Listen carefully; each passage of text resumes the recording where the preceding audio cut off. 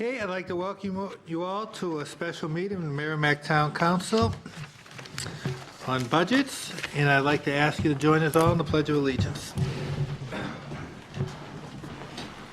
I pledge allegiance to the flag of the United States of America and to the republic for which it stands, one nation, under God, indivisible, with liberty and justice for all. Thank you very much.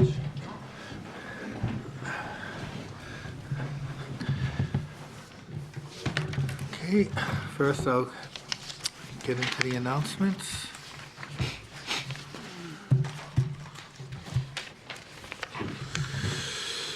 Upcoming meetings, tomorrow, January 18th, another budget meeting, fire, communications, police, general government, and debt service. Monday, snow date if necessary, and final review on all department budgets.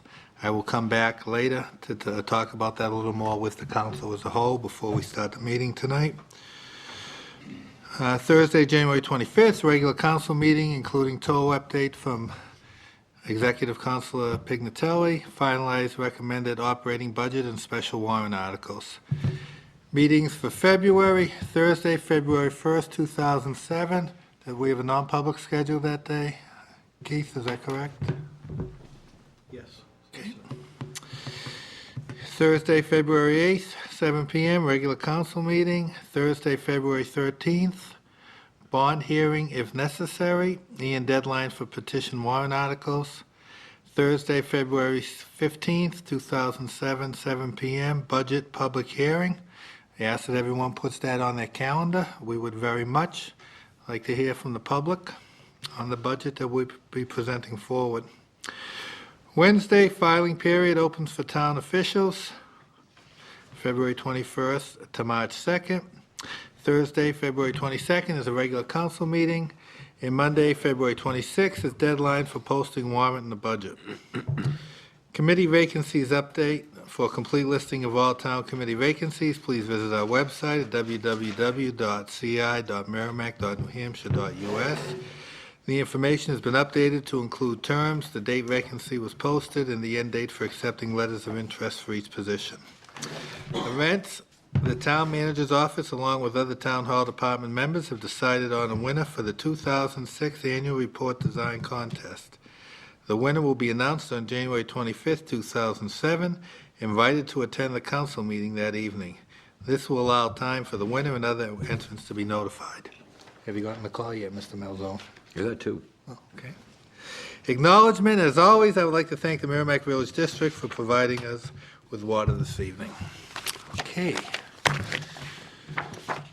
All right, before I go to public comments, I'd like to take a second to talk about Monday's meeting and make sure we're all on the same page so that there's no surprises for us, the public, department heads, or anyone else.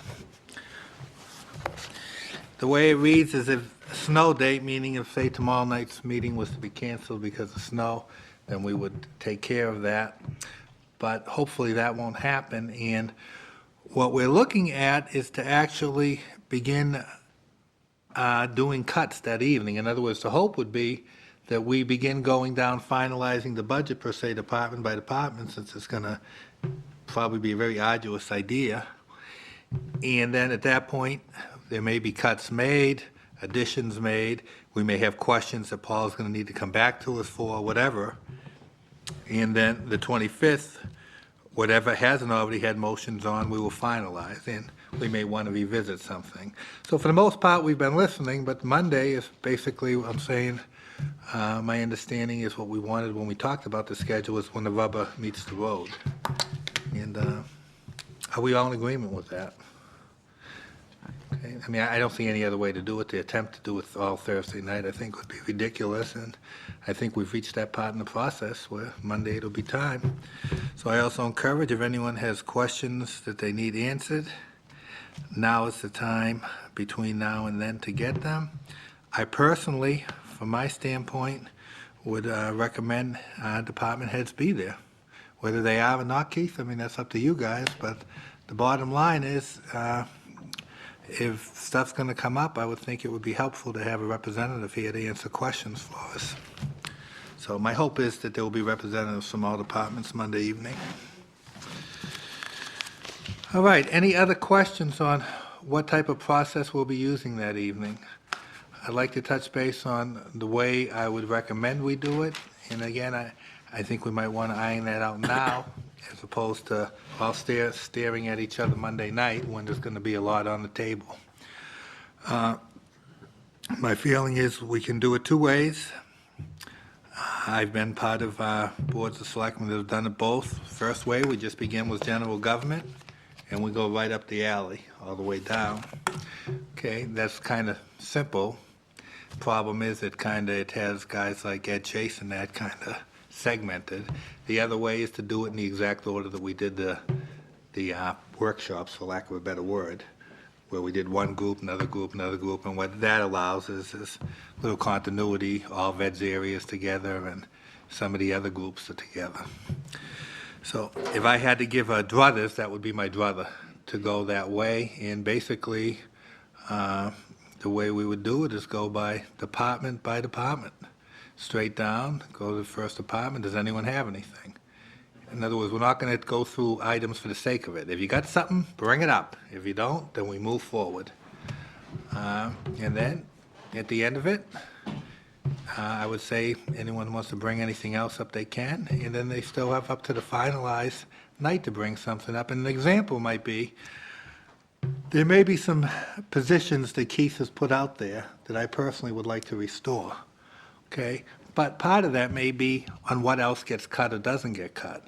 I may say I want to have it in my mind, hoping that other money is going to be removed to make up for that, and then we may find out that nothing else gets removed, and I may not want. So I'm saying when we come to that department, per se, I may not be interested in the motion at that time because I still want to see what the rest of the budget looks like. But then at the end, we will still have one more chance to go over. My hope is, though, that for the most part, we bring it all up as it comes. So we're not staying here till midnight on 2 consecutive nights. Everyone good? Okay, Betty?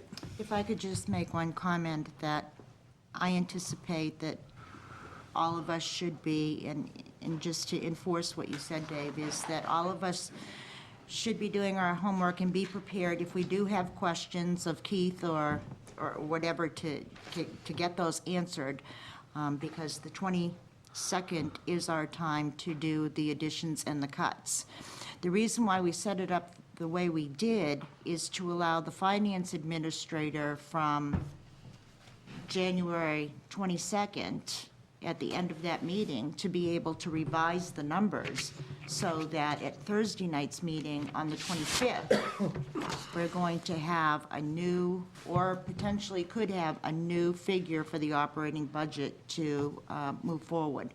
So we want to at least give the finance department, finance administrator, the time that he needs, which he should be able to get it done in that time frame, the actual number that we're going to be looking at and voting on that Thursday night, which is the 25th. Okay, I got a quick question, because again, this is new to us as far as not going through the budget committee at all. When would we go into the part about adding the money for raises if we choose to do so? When would that come in? I mean, lots of times, as we have discussed, that tends to happen when we reach the budget committee, and that isn't going to be happening this time. So I guess my question is, does that need to be done on the 22nd? Yes, Keith? It could be done on the 22nd. The last meeting that you have to make that, any type of final decisions, I believe is February, excuse me, February 22nd, when the council signs the final warrant and the budget. So up until the time you sign that final warrant budget, you can bring any changes forward you wanted to make for consideration by the town council. But I mean, I think it'd be easier, candidly, I think it'd be easier on staff here, and it'd be consistent through the public hearing processes, is if the council was going to include some type of a cost of living adjustment for non-union employees, that they did that prior to the budget, the public hearing. So during the public hearing, anybody who's in the audience has an idea of exactly what the council is proposing as far as the total budget goes. Well, also, part of me, says that having all my druthers, I'd rather have that all hashed out when we sit down next week. So we really know when we're talking about a level budget, is it a level budget or not? Now, in the past, that has been discussed in non-public sessions because many times it's been discussed kind of parallel with union negotiations. My question is, where this time it is really being discussed by itself on an island, non-public isn't appropriate. I don't believe so. I don't believe so either. Because you're talking about Just a general. a general discussion. Okay.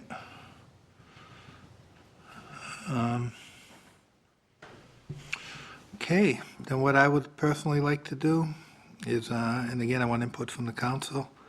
I really think for Monday's item, I want the first item to be discussion of non-union increases. I think we ought to get that out of the way before we go into everyone else, so we all know if our target, what it is, if our target is a level budget, what it is, and what we've given. And I think it'll make it all clear, and that way the number that they bring back Thursday will be the real number. We won't be waiting for anything or else. We all good on that? Okay. I mean, I personally, I can't speak for anyone else. I don't know if there's going to be a whole lot of contention. I mean, I personally, I have my own feelings. I think what's fair is fair in that area. What I would like to, Paul, if we don't know, is Paul here? He's doing the errand for me. I apologize. I asked him to grab something for him, so that's why I missed. Oh, no. I just want to make sure that we have increments beginning all the way from, I say, let's not play games, 1% going 1.5%, so we have all that all set. Given out, Okay, that's in there. last week. It's on the bottom of the first page. Okay, all right. Betty? That's fine. Oh, okay. And Keith, could you do me a favor, if you don't mind? Somehow can we, I'm thinking as I go along here, I'll take care of it. I'm just saying, I want to make sure Finley and Tom are aware of all this, so it doesn't catch them by surprise either. I apologize, sometimes doing business in public is messy, but we're trying to figure out what we want to do as we go along, so. All right, so Monday, the agenda will be amended to mention something about discussion of non-union pay, whatever the words want to be. So Betty, you'll take care of that? Yes. Okay.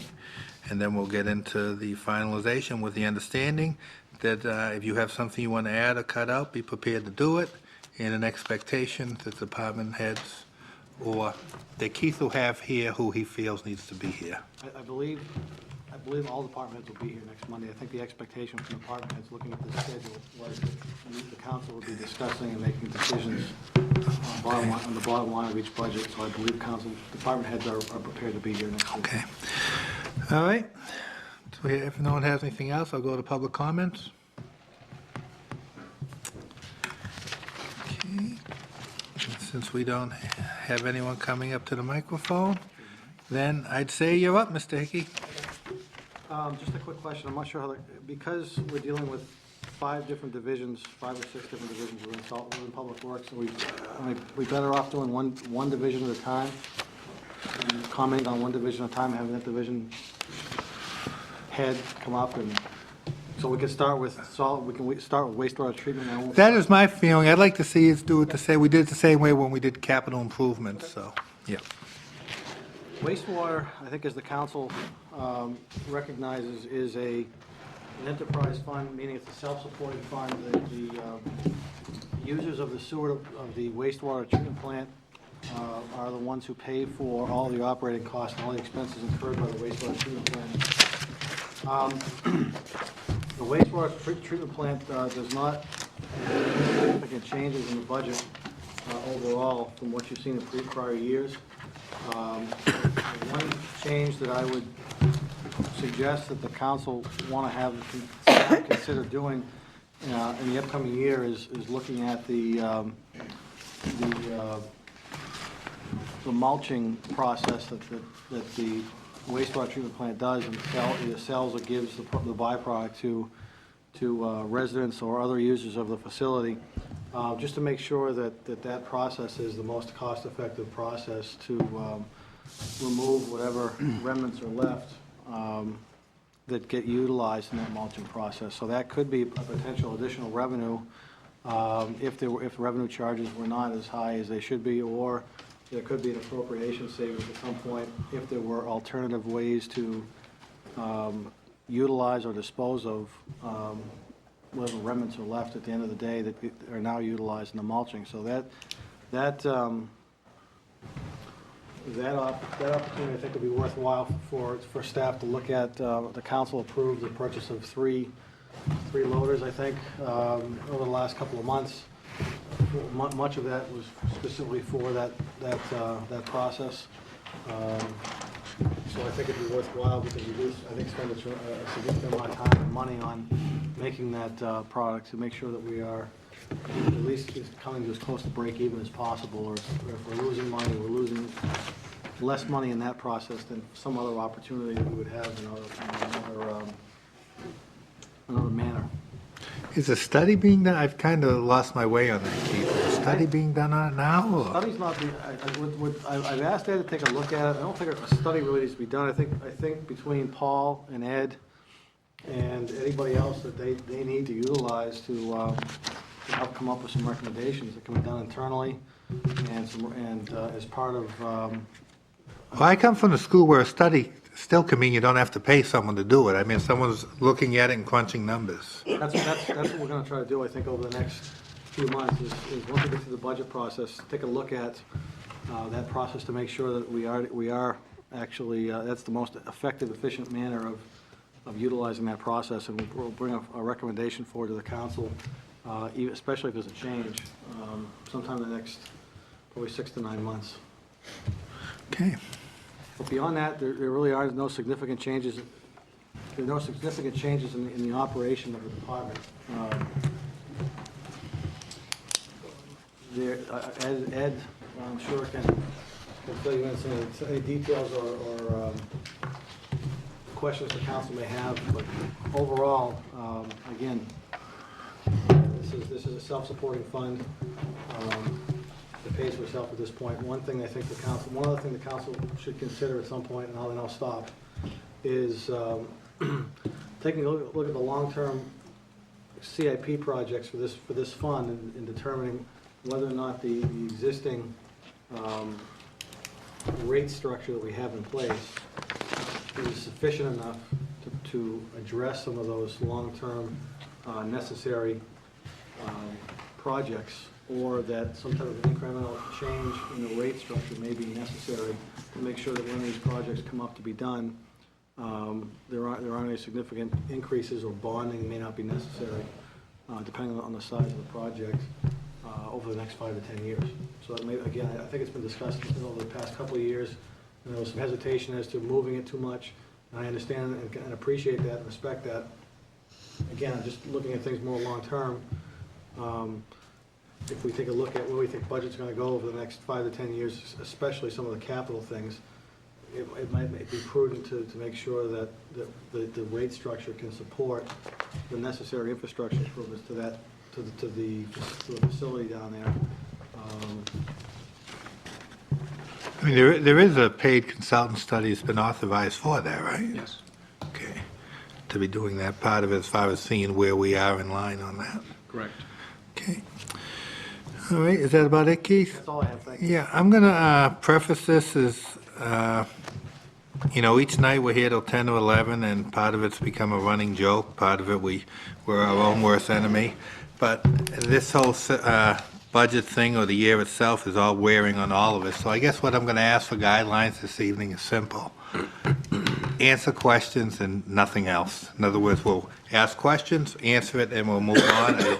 If we notice ourselves getting out there, someone point out, and we'll go from there, but that's what I'm looking for. If we don't ask the question, don't feel you have to bring it up. Okay, we will begin with Finley. In fact, that's not fair, Finley's getting acclimated. We'll begin with Tom. Tom, any questions on waste treatment? Yeah, we're already with that rate study. Where we are with the rate study is a key component of the study is it will be the cost of the interceptor, the 6-mile interceptor that runs down the railroad. That's sort of an open-ended item at this stage, where the consultant is putting together a design to either replace or rehabilitate 40 to 50 or so manholes along that section of interceptor. We don't have a cost estimate yet. That'll be part of their work scope, is to put together a design and contract documents and an estimate. But that's a capital construction cost that needs to be factored in the rate study. Right. They're going to put together, Wright Pierce is doing the rate study. They have a contract to do the rate study. And they'll put together as much of that as they can, but we don't want to complete a rate study without this project being factored into it. And that was openly discussed with the council back late summerish, I think. Right, yeah. Yeah, it was August, somewhere in August, I believe. Right. Okay. But we have a consultant working on the engineering plans for the interceptor, and we hope to have those finished and out to bid out on the street by the first part of March. And by that time, we'll certainly at least have an engineer's cost estimate, and right behind that, have some real bids from contractors. Okay, and then you'll be able to plug those numbers into whatever analysis they're doing, the Correct. consultant is doing, to come up with some sort of a long-term Correct. picture of the revenue stream for that. Right. Okay. I have no further questions. I'd like to, real quick, Betty, could you put that on the tracking report? In one way or another, by the end of March, that we should get a status report from Ed where we are on that. Nancy? Questions on line item 8135, workers' comp. Can you help me understand why it went from 17,000 to 54,000? Is it because we're using it? Well, I look at all the injury Honestly. reports, and this group, I think, is pretty safe, and I know Jim has some pretty good policies in terms of safety and equipment that the guys use.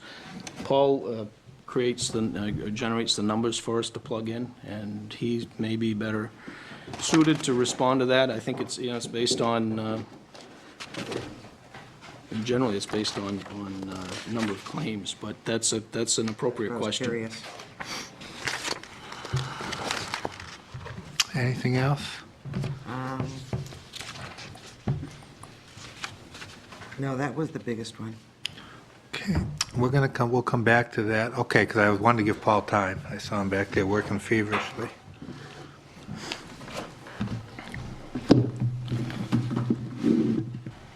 The major component increase is because of the rate where you see .0477. In budget year 2006, 2007, that was at .0159, and it went up to .0477. Why? Which means what? That is the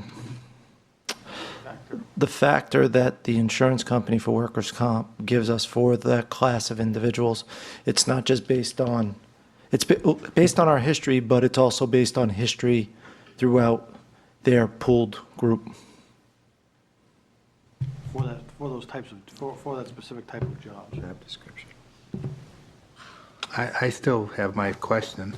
Usually an increase like that doesn't happen based on little things. It can be one event or two events, or the same type of eye injury could happen 3 times. I mean, we must know why. That's a significant bump. in industrial circles, period.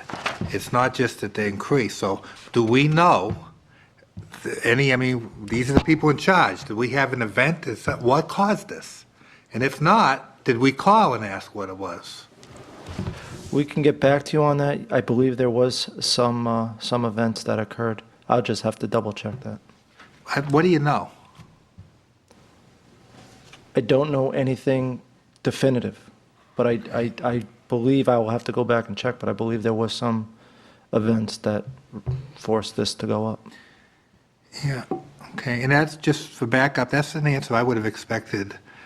I expect backup like that to be here when we're coming on this. I mean, that's a legitimate question she asked. That's the biggest thing of this, to wax you in the head. I mean, so it isn't like it came out of left field. Anyone looking at this budget would say why, and it's legitimate, and I think we need to know. You know, we've talked about safety and where we are, and I personally would like to know if there's been any eye injuries or anything else, but what is causing this, or what are we doing to make sure that next year it doesn't bump again? We'll get a definitive answer back. Thank you. Anything else? Okay. Mike? Thank you. Under 8102, I was wondering the importance of having a secretary at the wastewater treatment plant. Actually, and I can start with this, and Jim may want to chime in, but the secretarial position is the person who's in that slot is also responsible for the initiating the billings from wastewater. So she puts out all the bills. This is an enterprise division, and it's funded by the folks who use the sewer, flush the toilets, and whether it's the quarterly billings or the billings to the commercial accounts, particularly the big commercial accounts. Becky works. Is she stationed up there, Ed? She's not at present, but she will be. And where is she Then, presently stationed? She's been at the Kent building, but now that we have the computer link to the wastewater plant, we ran a cable down DW Highway trying to interconnect the buildings.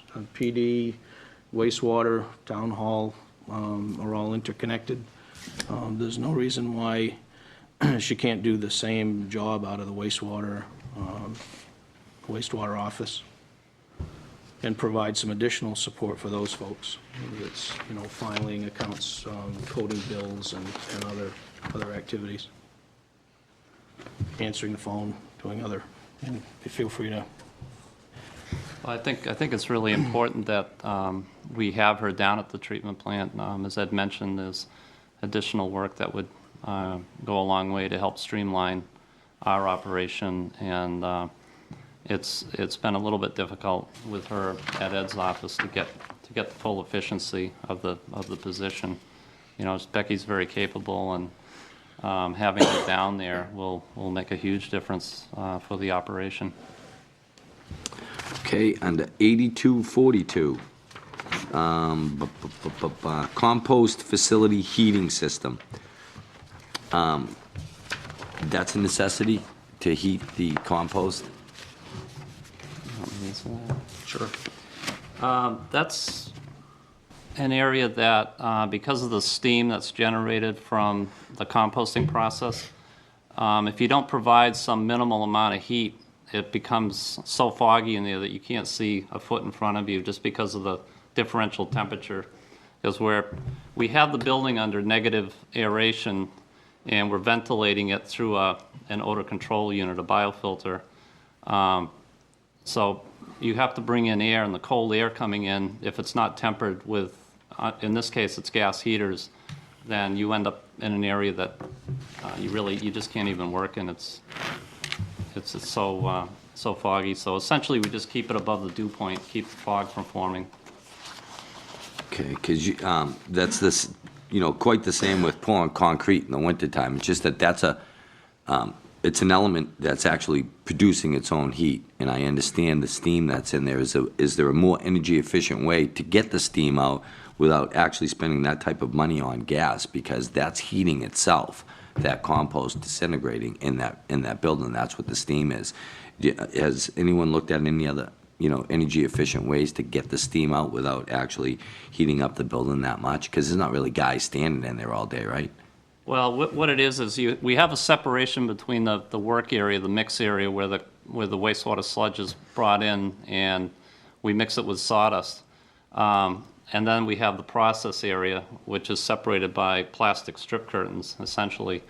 And that's the area that's actually heated beyond the strip curtains and the actual process area where the compost is.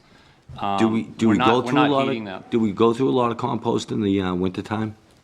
Yeah, essentially our production doesn't change, and that's mainly due to the Anheuser-Busch Right. waste stream. So we generally produce the same amount year-round. Okay, because that is expensive to heat It is. compost. You all. One thing we have done, though, is we've been able to reduce our thermostat settings so that you can see I'm requesting less money this year than last year. And as, we can fine-tune that, we may be able to realize, further savings, but some of it's weather-dependent, too. As Keith mentioned, that's an operation we'll be taking a look at, and I think you all may have remembered that we've got a consultant looking at the air, how we do, whether we do negative aeration in the compost facility, and also some of the mechanical items within the compost building. But our other plan is to take a wholesale look at the compost operation. The building is how many years old? It's 12 years old 12 years now. old. We've not totally retired the bond, so the town is still paying on it, but it's a good time for us to look at the building and the operation. As our consultant completes a study on an upgraded process, does it make sense for us to go down this path? Does it make sense for us to put money into the building to do an upgrade? Or is there a better way for us, for the town, to handle its sludge and compost, and not compost? Maybe we continue to compost, maybe we don't. So that'll be a study that we hope to get involved with at the end of the budget process. So then I would assume that under 8316, sawdust bulking agent for sludge production and composting. Are there any other alternatives besides $200,000 for sawdust every year? Sawdust is the material, and Jim's been doing this for 12 years or more, but sawdust is the material that gives us the best product. It's we've tried other things like wood chips. Some communities have tried leaves and other bulking agents, but sawdust is really the product that gives you the best product from a marketability perspective. But the price of sawdust continues to go up, and these mills that are using sawdust in these, not chipboard, but Pellets. pellet stoves and other products that they build with the sawdust, affects the price and the availability of sawdust. So that goes sort of hand in hand with the compost operation, and in terms of, it's time for us to take a good look at that compost operation. Then I had under 8359, and it was other outside services, allocation of general fund administrative costs. Could someone help me with that one? Sure. Excuse me. That is a charge to the sewer department or wastewater department for Ed's time, for example, for the finance department's time to process invoices, to do payroll, those types of things. So there's a charge. If we did not have the wastewater facility, there may not be a need to have as many people in the general fund as we have. There may not be a need to have somebody with the expertise Ed has in wastewater, for example, as the public works director. So it's a reimbursement to the general fund for time and expenses the general fund incurs specifically for the operation of the wastewater treatment plant. I think I still don't understand All right, that. let me try to explain a little. Ed's salary is, for example, to try a very easy example. Ed's salary is budgeted for completely in the general fund under Public Works Administration. Okay, although Ed may spend 20% of his time again, I'm just making this a round number, working on sewer-related issues, okay? So if that is in fact the case, you should budget 80% of Ed's time in the general fund and 20% in the sewer department. You okay with where I'm going? So what we're doing is we're saying, there's a formula that's been used, I guess, for a number of years, taking a number of different instances into account. You know, Ed's salary, other departments and public works salary that is being totally charged to the general fund. The finance department's time to process bills, to run accounts payable, to run payroll for the sewer department, all charged to the general fund. We are taking a portion of the expenses that we incur and that are charged in the general fund, and we're reimbursing the general fund for those costs that we incur. So any of those salaries or time spent deducted from their departments?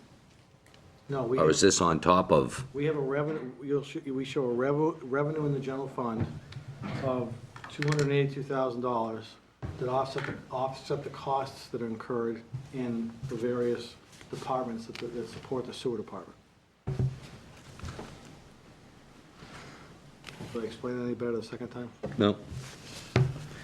It took me about 3 years to kind of begin to kind of get it. Yeah. So if not asking, it's nothing I'm you get the first time. Just being honest with you.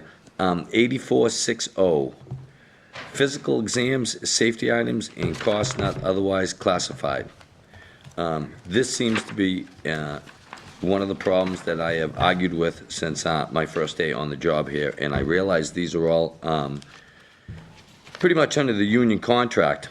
I just have a huge problem with the expenses of the physical exams. Am I wasting time even discussing this at this moment? I don't know. Mr. Chairman, may I continue? The answer to voice is- my displeasure? The answer is, I think the word wasting time has bad connotations. Can we do anything about it right now? Not a whole lot, but I would say, Mike, spend a few minutes to air it out. Yeah, I try to discuss this with the average homeowner, which is like myself, which has a hard time But the average understanding. homeowner has a home on their property. You're gonna go at this every week, aren't you? Yeah. My refrigerator box is holding up fine under the extreme conditions that we have had. Anyways, physical exams. Now, everyone has healthcare in the town, and what I need to understand and try to get this out to the homeowners is everybody is entitled to a physical exam once a year under your HMO plan. Is that correct? The insurance that are provided from the town. That is correct. Now, everyone has health care on the town, which you're allowed with your policy to get a physical exam, yet on top of the homeowners, on top of your tax rate paying for the health care, again, we pay for separate physical examinations on the side. And I just really wish, and I've said this since day one, that there was some way that the department heads could ask the employees to give it a date line, say on January 1st, or if you wanted to use the fiscal year, or be it June, and say, this is the beginning of the month, you have till the end of the month to all go see your doctors, come back with your physical examination, which is covered under your HMO plan that you all have. Because most people pay for their physical exams out of their pocket every year, and I don't mind kicking in for people's health care, but to also have to pay for a physical exam on top of the health insurance, I think if you add these up out of all the departments with these physical exams, I mean, just at the wastewater treatment plant is $10,000 a year, let alone the police, the fire, so on and so forth. It's just a very large number to see that everyone's getting that opportunity to get a physical exam through their regular health care. I know it's something Mike, that we can't touch at this moment. I don't know if we can, that's why I want to jump in here and try and at least bring it to fruition. Of everyone at home watching this right now, 50% thinks that Mike Malzone is a genius, and the other 50% are saying he's oversimplifying things. So I guess I'm going to go right to Keith and say, we understand what he's saying. He's saying they're entitled to physicals. Why can't the physical they have to take be that one? Why can't that be the case? I can give you an example. Some of these folks who work at the wastewater plant have CDL licenses, and they're subject to random tests. Yeah. Also post-accident, if there's Yeah. a personal injury, and pre-employment tests. Those are some of the tests that may fall under this item, but we also have some other costs that are incurred at the wastewater plant that maybe we need to talk with Paul and create a line item that makes it cleaner, that makes it, better defines what these costs are, but we certainly could give you the backup as to what goes in that line item. It's not $10,000 worth of physical exams by any means. Right. Some of it is like the scale license and air permits and some other things that relate to the wastewater plant that we pay for on an annual basis. It might be time to create a line item that better describes what that need is. But do they take an actual physical exam, though, besides the one that they're entitled to once a year with their HMO plan? We don't typically have employees taking, if you're absolutely right, as part of the healthcare plan, you can choose to go to the doctor and get a physical. We all probably should do that more. My experience with this category in particular, and you'll see the same thing in highway and some of the other line items, is where you see those exams, it's generally related to the CDL random test where, today if our consultant calls and says, hey, here are the 5 guys that have to go for the test, we call them up and say, within the next half hour you've got to go over and be tested, and that cost comes back to the town. It's a part of what we have to do to comply with the. What I'd like to do is recognize Tom and then recognize Keith. The even shorter answer is if the employer requires someone to take a physical exam, by state law, the employer is required to pay for it. But aren't we when we pay for their health care? No. Okay. I got a quick question there, Tom, without going too down. In theory, could the employee waive it? In other words, could No. Okay, The State Department of Labor will not allow that. You're saying it's black and white? Yes. Okay. The State Department of Labor won't allow it, because we've asked the question before. Okay. Okay. Keith? The only comment I would have is that, let me talk to Sharon and Human Resources and see if there's any way that we can overlap the health insurance opportunities for physicals with some of the employees who don't have CDL licenses, things of that nature. So if there is some potential savings out there that we can enjoy, we try to take advantage of that, because I understand what Councilor Malzone's going. Yeah, because if we're paying for them, once, and then we have to pay again, if they're not going to use the one with the HMO, could we give that back to the random homeowner in the town so that they could get a free physical exam? I don't think that'll work, but. I think it would be pretty cool if you ask me. It would be pretty cool too, but I'm not sure how that would work. But I understand where you're going, and we can certainly try to look and see if there's any way to have some additional savings brought up by utilizing the one free health examination on an annual basis by employees who don't have specific needs.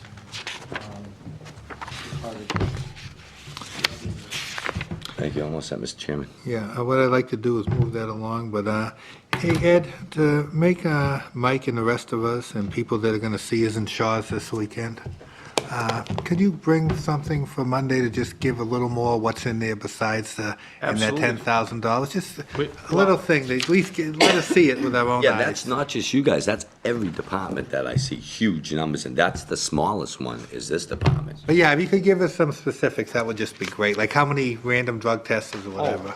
Random drugs? I mean, that's a great example. I mean, you brought that up, so I mean, how many times do we have to send people in for that type of thing? Okay. Okay. Mike, anything else? No, I'm all set, Mr. All Chairman. right, Thank you. I'll make it quick. I really will. Okay, 31108103-0, wages supervisory.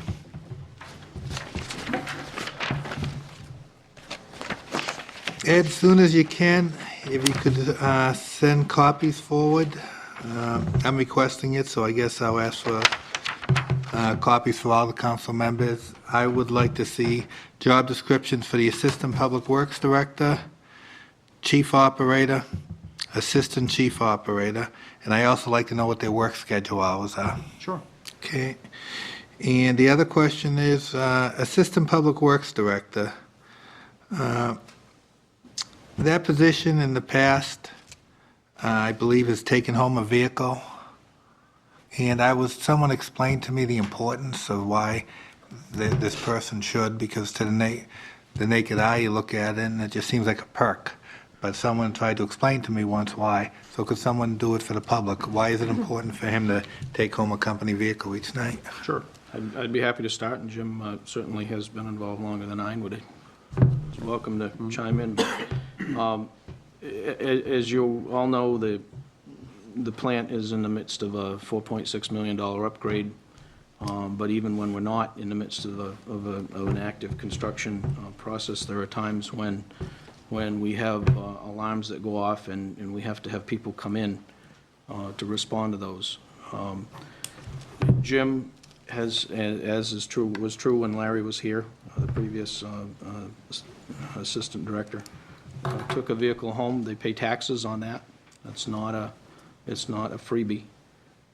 He is taxed on the mileage to and from home for the vehicle, unlike fire and police. Well, I mean, he's not paying it to the town. Excuse me? Who's he paying that mileage to? He has to pay the taxes on his income tax. Right, but I'm just saying, and I want to make sure there's no confusion. It isn't like he's reimbursing the town. That just means he's paying this, the town's still paying for that. Is that a correct statement? It's Yeah. considered It's considered income. Right, I guess, right. And what I'm saying, the fact that he's paying taxes on it doesn't help the homeowner. That's the point. That's Right. fine that he has to do that, but that's not helping the average homeowner. That's all I'm saying. Okay, what other reasons? I thought there was a reason it had to be a town vehicle. I mean, so far it sounds like there's times he has to come in here and drive a vehicle. Right. Okay. Could someone, for Monday, and I can wrap this up or we could go along, I just would like to know how many times he was called in the last year, off duty, that he had to come in and deal with an issue? If I could elaborate just for a moment on that. The reason has been, over the years historically, is that generally, as you know, we're not staffed at night when we have the worst possible weather conditions, storms, whatever, and sometimes this can be planned, other times it can't. Generally, that's been my experience, and Larry Spencer's before me, is that the call will come in, we need you here now because, the plant's down, we have major problems, we've got backups. And frankly, it's to get in it and go. I've got it outfitted with, pick, shovel, whatever's needed in the back to just wherever the problem is, whether it's at the plant or out in the collection system. So really, it's been invaluable in that respect. That being able to get to the plant when there's a crisis going on. Okay, I'll go back to my original question. How many times was he called in the last year? Thank you. And when could I expect to see those job descriptions, Ed? I can have those tomorrow. That'd be fantastic. I just leave them in your box. Give them to Yeah, Keith that would be and- great. Sure. Thank you very, very much. Okay, I'm all set. Thank you. Betty? Let me follow up on, let me follow up a minute on this vehicle use, since it was on the table. For the individuals in your department that you have under supervisory and otherwise, are there certain individuals that are on call? I mean, do you have any kind of rotating shift here that, okay, you cover this weekend, and then this person will cover the next weekend, and you do a rotation of who's responsible for callback and to be available Yes, we do. for a particular time? Yes, we have an on-call rotation. And how many, is there one individual, more than one individual for a callback time in the event of an Well, occurrence? We have one individual that carries a pager, and they take that for 1 week. And we have an 8-person rotation. And depending on the nature of the incident, it may require just the response of that person that's on call, or it might require calling in additional help to help, depending on what the situation is. So the individual that's on rotation, you have an 8-person rotation. Do these individuals have a vehicle when they are on the rotation list that they bring home with them? Only if it's a known storm. We had approval in the past that they could take a vehicle home, for example, if they knew there might be a major storm coming, but otherwise, no. If there was a major storm, can you elaborate? I don't. You know, if there was a hurricane, if there was, you know, a winter storm where they needed 4-wheel drive, so they would take a pickup truck home, just to make sure that if there's an emergency and they have to get to the plant, they were able to do so. Okay. Enough said. Can I follow up? Because not enough said for me. Okay.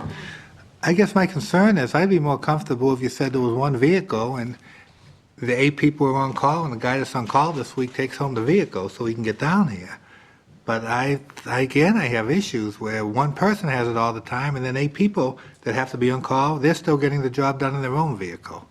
Am I interpreting that correctly?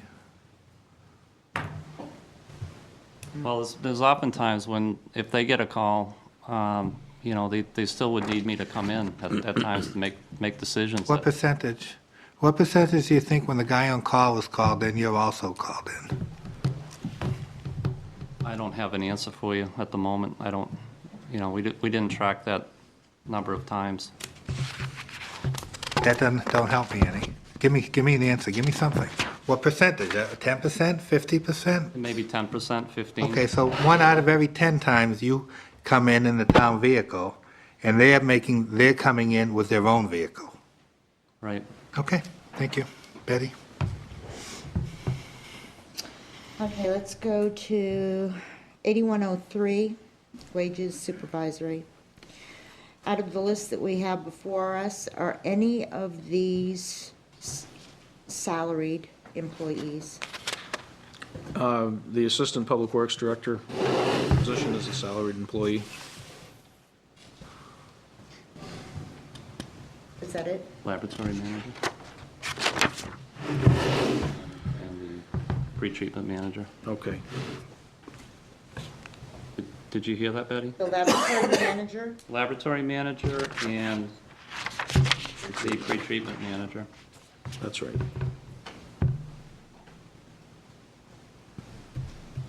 Is there a reason why the assistant chief operator and the chief operator are not supervisory? Well, they are supervisory. I'm sorry, I mean salaried, I'm sorry, salaried. They're under supervisory. They're under supervisory. They're, We went from the highest position, skipped 2, and then went down to the next 2 positions. That was decisions made on yeah, no, this predates me, Betty. I don't, you might know, you may have some history here. I have that you no know of, history, and I that's don't. why I'm asking. I don't, I really, that, they're union employees. It's, Is the lab manager union? Yes. yeah, yep, Okay, and the pretreatment manager union? Yes. yes, The assistant director is not union. Right. correct. Chief operator union? Yes. Yes. And the assistant chief operator union? So have you considered the chief operator and the assistant chief operator salaried employees? We have not yet. I mean, we certainly could look at that. Betty, I'd like to jump in before you go to your next question, only because Tom has his hands up, and I want to make sure we don't pass whatever it is he wanted to comment on. Yeah, what I'm trying to understand, Betty, are you talking about salaried in terms of no overtime? Correct. Then you want to know whether they're exempt or non-exempt. Well, do they qualify for an exemption under the Fair Labor Standards Act or don't they? If they don't qualify for the exemption, they're not exempt and they're entitled to overtime. If they qualify for the exemption, and probably the Assistant Public Works Director probably does, okay, but I have to look at the definitions Well, he's getting paid overtime. and the He's salary. exemptions. Well, Public Works Director, well, why is he listed here then? Well, that's another question I had. He's listed under overtime so, supervisor. I trying to mean, get the to. basic issue, Betty, is not, as I explained a couple of weeks ago, it's not whether they're salaried or hourly, temporary or seasonal, it's whether they're exempt or non-exempt under the definitions of the Fair Labor Standards Act of the federal law. Okay, so they could be hourly and exempt? Not normally. So that's my point. My first step is, number one, are they salary? To make that determination. I understand that when you go further in the questioning, that you would in fact say, okay, well, can they be considered exempt versus not? My point is, they're not, are they hourly or are they salary? Because if they're hourly, that point is moot. So that's why I'm asking the question. The Assistant Public Works Director is salaried. Correct. And the chief operator and assistant chief operator are not. Are hourly. Okay. And to this point, that has not been considered to become salaried for either one of those positions. Correct. Contract. Nice. Oh, yes, Believe it or Keith. not, before you start with some of the questions, I have written down, I had a question on overtime, supervisory overtime, and which ties into, I think, your line of Well, questioning. that's my next step. I would want to check with the job description and potentially the union contract to see if they could in fact be a salaried employee. If they supervise people, to me, they're exempt, and they would not be, they could be salaried. But I just need to double check that, and I'll do it tomorrow. All right, thank you. Because that does bring me to my next question, which is line item 8105, overtime supervisory.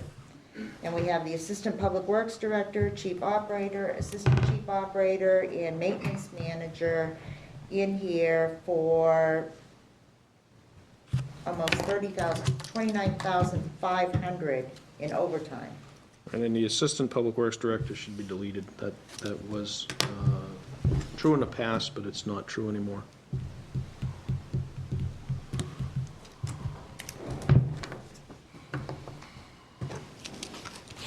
We made that change upon retirement. Okay, so perhaps, as Keith is going to look into, if we can find out about those other positions, this might be a savings in that department. Yes, ma'am, yep, happy to. The next one is 8107, wages, part-time, secretary, vacation coverage, 3 weeks. You indicated that the clerical position of secretary is Becky Sullivan. And you said Becky, so I'm assuming it's Becky Sullivan, who's now in the Public Works Department. And you plan on moving her from a two-secretary office, which is in your admin, down to, your office will now become a one-secretary, Correct. and down at wastewater, it will become a one-secretary office. Correct. In the event that your secretary is out, Ed, right now you have the advantage of that second person being there to kind of fill in the load. What are you going to do without that second person there? Answer the phone and, do the best we can like we do when people are sick or on vacation. The phone, excuse me, what we can certainly look at is the phone system has the capability of forwarding to a different extension. If Ed's secretary's out for a sick day or vacation, what have you, we can always have that phone forwarded to somebody in my office or somebody else within town, so Ed or one of the other guys doesn't need to answer the phone, and they can focus on what they need to be focusing on rather than answering the phones. Okay, I know the telephone system had that capability with the new system. I'm not sure how that was set up. But the point that I'd like to make is that, is that being done right now? Is this secretary answering wastewater treatment's phone? Yeah, your phone comes in. If it rings so many times down at wastewater, then it comes. We have it set up right now where there's an automated attendant where it can be directed to whatever extension, and if the individual's unsure, it then gets directed to Becky Sullivan's phone, and then she can take the call and direct it to the right individual at the treatment plant. So that's how we're currently set up. Okay, would you just very briefly, I don't want to take up a lot of time here, but if you could very briefly explain to me, if you have, either one of you have a secretary out long-term, you have in here that the secretary that's going to be down at wastewater, you've got in your budget money to cover her vacation time. So what are you going to do if she's out sick? You're not going to cover it? Say she's If out it's- sick for 5 or 6 weeks. That's where we would look at this, is trying to get somebody in to cover that period of time. If somebody's out sick for a day or two, we just answer the phone or transfer the phone, as Keith suggested. Can I ask, Yeah. is this a new proposal? I mean, No. you've had. No, This has been in for there years. in the budget. This has been part of the annual.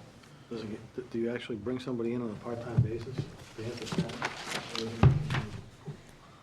We haven't been doing it since I've been.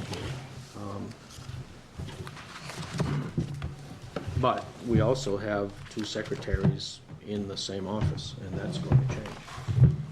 That's my concern. Are you also, we haven't gotten there yet. But I guess since I'm on it and I don't waste time when we get to your budget, do you also have money included for coverage? So why would we do it for one department and not the other? Well, I'm physically a whole lot closer to Keith's office, to the town hall, than Jim. And if there's a 2-week vacation period with my secretary, I can transfer the phones for the times when I'm not physically in the office. If I have a report that I need to have formatted, I mean, we all have computers and we all do a lot of our word generation, at the desk, but it's nice to have somebody format that, send it out to the right people and, do the envelopes and all that. How long has the setup existed that you have right now? With 2 secretaries? Correct. 20 years? 20 years at least. Excuse me. I think it's gonna end up costing more in the long run, especially if you're gonna start budgeting money to move somebody and then have to get coverage for them when they're out on vacation or an extended illness or whatever the case may be. So I'm definitely not in favor of that, but moving on.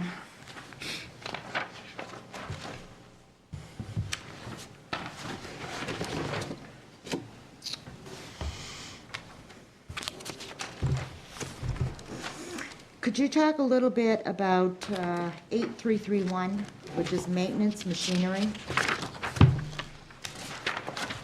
You had That's a Jim 87,000. Right? That's a Jim question. Okay. You had $87,739 that was actually budgeted last year. There was a cut made.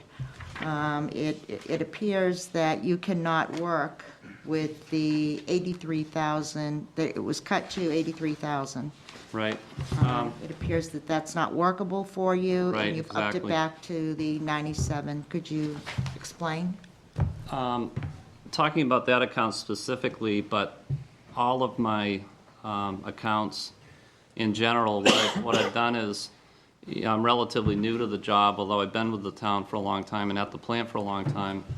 Looking at the budget details is something new. So what I've done is I've gone back for my historical expenditures over the past 5 years, looked at what our expenses are per account, and also looked at usage, whether it's gas or vehicle fuel. But in particular, in the maintenance account, historically, over at least the past 5 years, we've generally spent in the neighborhood of $95,000 to $96,000. And that's why I've gone back to request that amount of money. Even though we have a major upgrade going on, much of the equipment that we have is still 36 years old.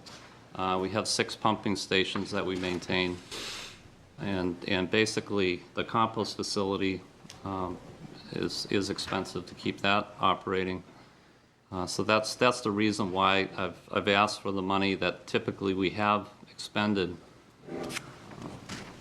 We do a lot of preventative maintenance, but then there's a lot of areas where we need to do pump repairs, motor repairs.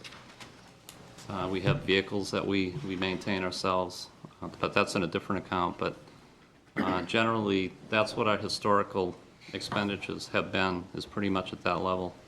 Vehicles that you maintain yourself? That's jumping to a different account, but essentially that's, we do all of our own maintenance. We send very little out to the outside for service, any type of, whether it's changing bearings or anything that doesn't require specialty equipment or tools, we do in-house with our own maintenance staff. Okay, you've answered my question, so on that account, what account are you talking about now as far as maintaining? On the vehicle maintenance. 332 account. It's a similar situation where I'm asking for a little bit more than what was allocated this year, and that's just simply based on our historical expenditures.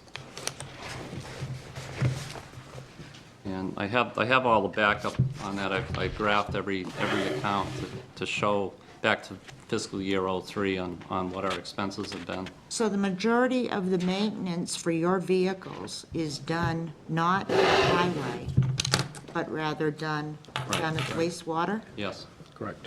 Okay. Good to know. Except for inspections. State inspections are up at highway. Okay, I'm all set, thank you. Finley? Thanks, David. Ed, is it safe to presume that when you were speaking of the tax consequence of the vehicle was pointing out that it was actually part of an income situation then, as part of the salary? I mean, would that be fair to guess? It's not part of the salary that's, it's not part of the salary that should. No, I know, but my point is that when we hired Jim, part of the arrangement, the negotiated what he's going to get, the car was part of that. Correct. So it's part of a salary type thing, not called salary in the line, but that's what I think it is. Part of the original compensation package. Right. And then, thank you. And then the only other thing is I think we'd probably be better served instead of trying to force an answer, when he said he doesn't have it, the answer we got was more speculative, and I don't know that that does us any good. And while I know there's crunch time and so on, I think we'd be better off to get an actual answer so we could better, understand what. Okay, I disagree completely, Finley. I'm a big believer, and I'd rather have a half a loaf than none. So I can't speak for the other 6 people, and I'm not sure if you're trying to speak for me. But when I ask a question, if I don't have an answer, then I want as close as I can. When I ask a percentage and I'm told point blank, at least tell me 10, 30, 50, give me something. So again, that may work for your reasoning. For mine, I want something. Is it safe to assume that that was an accurate answer, or should we be better off to get the answer, that is accurate? I guess we all make decisions based on what we feel comfortable with. To me, hearing 10 to 15 based on all the other decisions and numbers I have to crunch in the next week, that gives me something. as opposed to getting nothing. So again, if you want to go further with it, I think we all have to do what we feel comfortable with when we vote. I'm comfortable with that answer.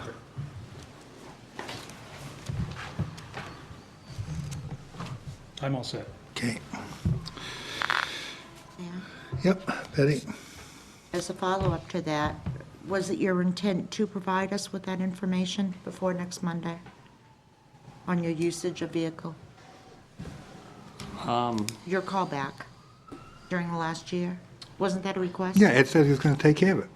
Yeah, if it's, Okay, well, they're still looking at me If like it's- they're confused. I asked, Ed said he would get me that information. I guess my feeling is if it deviates substantially from 10%, we'd certainly let you know. Otherwise, 10% on it, you ought to just use that as the, as the Okay, most but you will reasonable. let us know? Sure.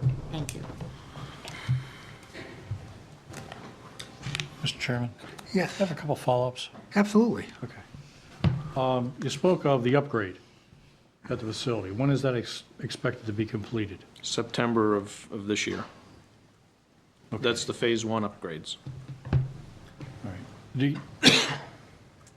Do your budgets or estimates or requests reflect any changes in what you see as your operating cost as a result of the upgrade? Good question.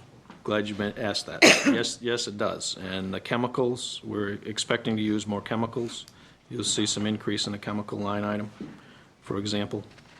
Until we get the Phase 1 improvements totally online and get some experience with our investment, as well as the investment that Anheuser-Busch has made and the changes in their waste stream, we won't know for sure, but it's based on the engineering analysis and the recommendations from our consultant and our best estimate of where we think we'll be with chemicals.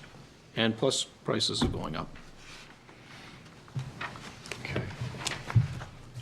And what's the rough percentage of revenue that you receive, that the sewer department receives from AB? 2 million? I think Paul, you it's, have that? it's I think two- it's it's two- 2.1, roughly 2.1 million. And what's that a percentage of the total revenue? It's gonna be, At least 50%. it's gonna Over be, 50%. The total budget's 3.4%. They get $2 million from AB, then it's 55 to 60%. Okay.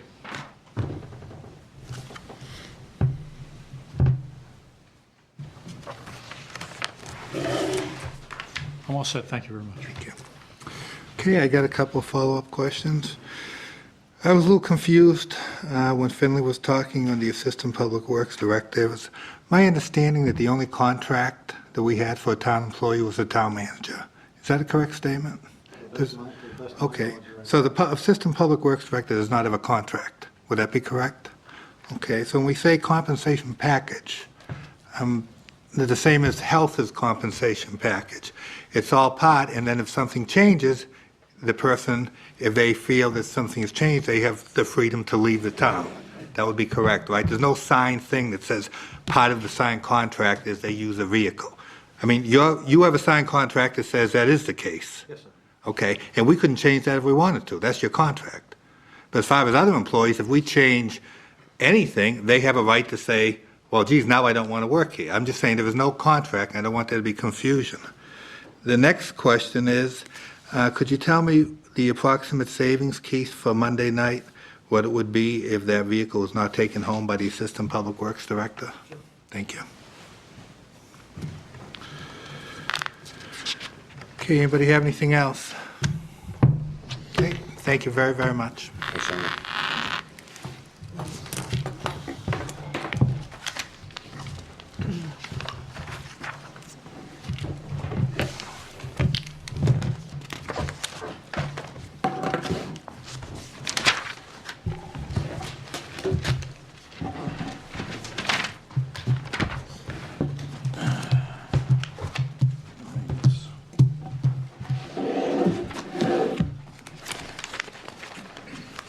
Yeah, you can say anything. Thank you. While you're preparing to go through the next budget, I think that it might save time in the long run if during your overview, before we start asking questions, if you could answer the same basic questions I had regarding salaries and also speak to the overtime, because I'm going to have the same issue or question in all of the departments of, for instance, the next one we're going to, foreman, is that salaried? And why do we pay overtime? And do you have a rotation for callback? And, Okay. thank you. Betty, I'd like us to play that by year. I'm for that. I just want to make sure, when we're doing controlled question, I just want to make sure that we don't spend a lot of time going into other areas and segueing, that's all. No, and that was my intent. So Okay. if I can just mark down what is and what isn't. Sure. To have a better understanding of Sure. potentially what I might bring forward. Yeah, no, absolutely. Thank you. Okay, Keith, you're up. Two significant changes in equipment maintenance, which is the next budget we're going to deal with. One is the elimination of a mechanic position, removal of that position by myself and my budget. The other is an increase in the capital outlay account from $0 to $15,000 to replace an equipment lift. My understanding, and I can correct me if I'm wrong, is there are no salaried employees in the equipment maintenance position department. The foreman is an hourly employee, and I would, based on my assumption of the job description, he probably needs to be an hourly employee, but that's one of the ones I will double check tomorrow. And there is just one foreman, so the overtime that you see is not just for the equipment maintenance, but it's also for snow plowing. That foreman does plow snow. Part of the $10,000 that you see in overtime, there are $3,000 you see in overtime for the foreman, would include the costs incurred for snow plowing for that person. I just want to make sure everybody understands it's not $3,000 for equipment maintenance overtime solely.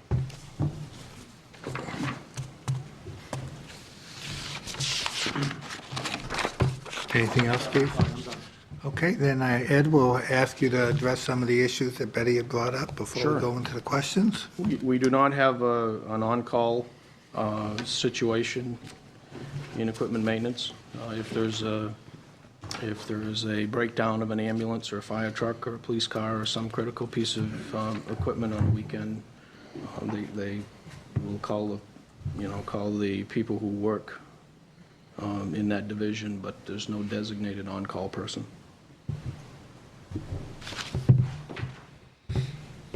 I think Keith talked about the salary. The foreman is hourly. He's in a bargaining unit, and it's hourly.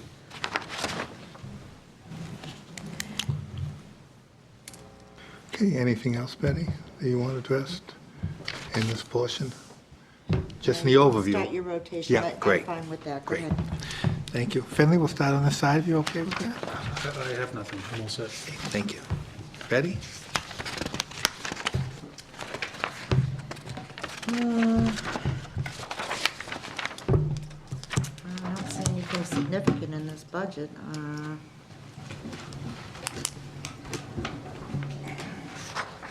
What can I say? The recommendation is less than what we've had since 0506.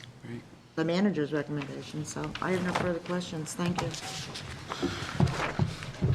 Okay, I'm all set. Mike? I am the same, thank you.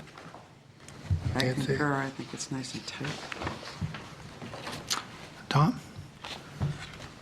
Yeah, no, I'm all set. Okay, thank you very much. We'll go to the next one. Keith? I'll swap places with Kyle. The next budget the council is going to review is the highway budget. There are a number of changes in the highway budget that I want to try to touch on real quick.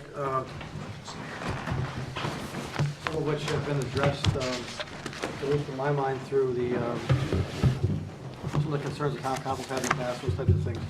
Some things I want to make sure the council's aware of.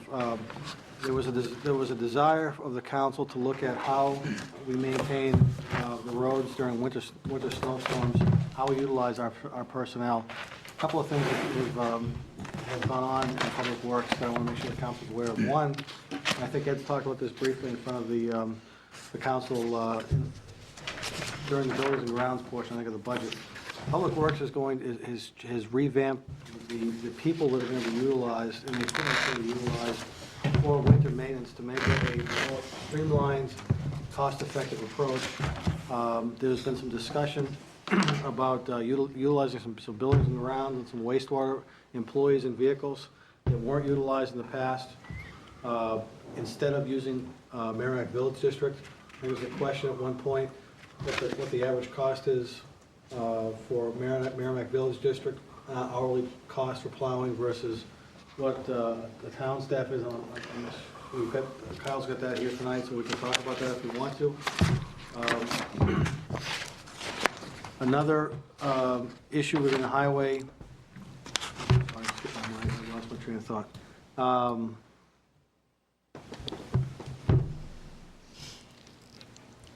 I'm sorry, I lost my train of thought, I apologize. The Public Works Department has maintained its capital reserve funding. It actually increased by about $10,000 in 2007, 2008 from where it is now. I apologize. Whenever you do, Keith, just chime in. Thank you. I apologize for a couple of major changes I just want to make sure the council is aware of. And I think it's been addressed earlier this evening to some degree. The town overall budgeted a significant amount of money for vehicle fuel and gasoline and whatnot. Those per gallon rates have decreased dramatically. So we're proposing a savings of about $76,000 in the highway budget alone. As far as some significant savings goes. That's all I have, I guess, at this point. Hopefully my brain cramp will go away, and I'll remember the important tidbit of information I wanted to share with the council, but I turn it over to Kyle and Dave, and they can go from there. Council. I guess to answer the first couple of questions, the only salaried position in the highway division is the operations manager. The foremen are hourly people, similar situation to the equipment maintenance folks. The office coordinator is an hourly position. There are no vehicles that go home in this division. I think there was one other question I don't recall. Oh, on-call. We have an on-call rotation in the wintertime. There was something that was bargained in their collective bargaining agreement this year that gives them an hour of straight time pay to be on call for that time. That's an addition to their previous contracts. That's just during the winter months. That doesn't, the rest of the year, police department just has a list of all the supervisors' phone numbers, and they call until they get someone. And that may be me, or it may be Kyle, but they start with the foreman and go up the chain. My brain cramp went away. Great, let's hear it. The other concern that the council had, and I think Ed's tried to address with limited success, and we can probably get into that a little bit, might be timing, it might be just the fact that there may not be many people around. The council had some concerns over trying to utilize, or a suggestion to try to utilize some outside resources to do some plowing, whether it be parking lots or streets. So Public Works did go out to bid, two separate bids, one for parking lots and one to actually plow streets. Public Works, the bids came due about a week and a half ago. There were no bids received for the plowing of streets. There was one bid received, and Ed's looking through now for the plowing of parking lots. Again, it may have been that we waited until December to go out to do that, so I would suggest we go out and do that again next year. But my impression was the council wanted to see if there was a better way of moving snow. We've tried to take a look at that as best we could, and at this point, our options are somewhat limited. So I think Ed's done a pretty good job at trying to look at making sure all the resources that he has available to him in all the divisions he's responsible for best utilizes those, the people and the equipment available to him to move the snow as cost effectively as possible. So I apologize for my momentary lapse of memory, but that's what I wanted to share. Have we had any luck getting someone from Concord or Dover to come in to talk to us about the program they have? We've spoken to him briefly, and I think either Ed or Kyle or Dave can talk about it briefly.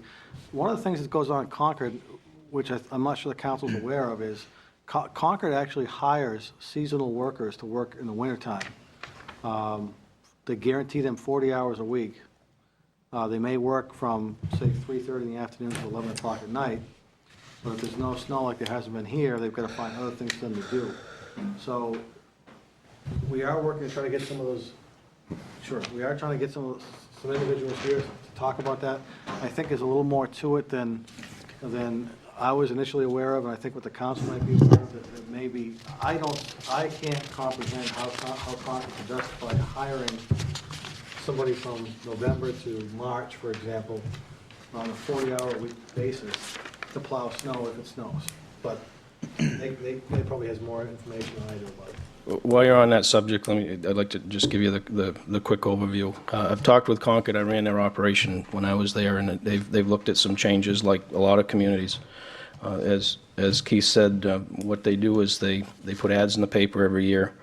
They interview and bring on seasonal drivers with CDL licenses. They put those folks through a pre-employment physical.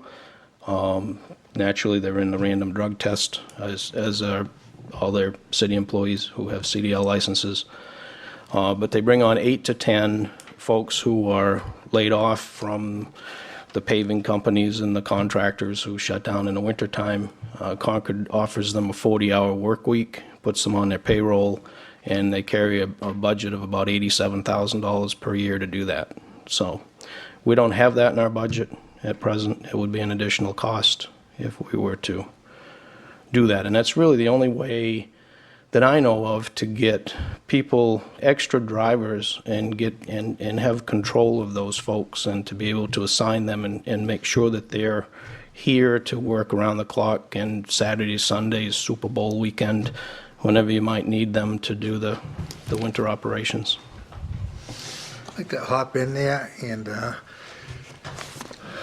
it's with all due respect, but I'm just saying, you're giving your opinion, I appreciate it, but that's why I'm going back on 3 months now that I've asked, and I've been told we were going to get someone from those departments. I mean, you can speak, the people in Concord, they're not idiots. I mean, to me, we can sit back and say 87,000, but they may come up and say why it's justified, why it's smart.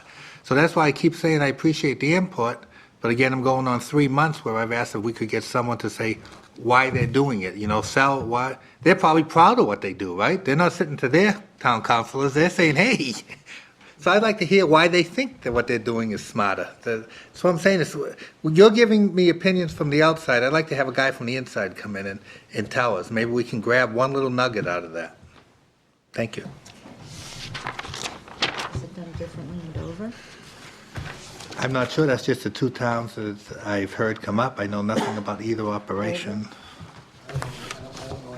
Dover? Sure. We'll talk about Dover. I just want to know whether they have something and whether it's the same program. I talked with the Dover Public Works Director. He doesn't have a seasonal roster of CDL operators.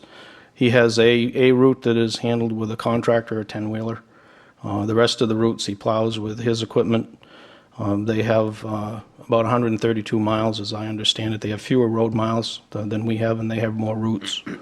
So, we've compared our operation with a number of other communities, and I personally think we're pretty efficient.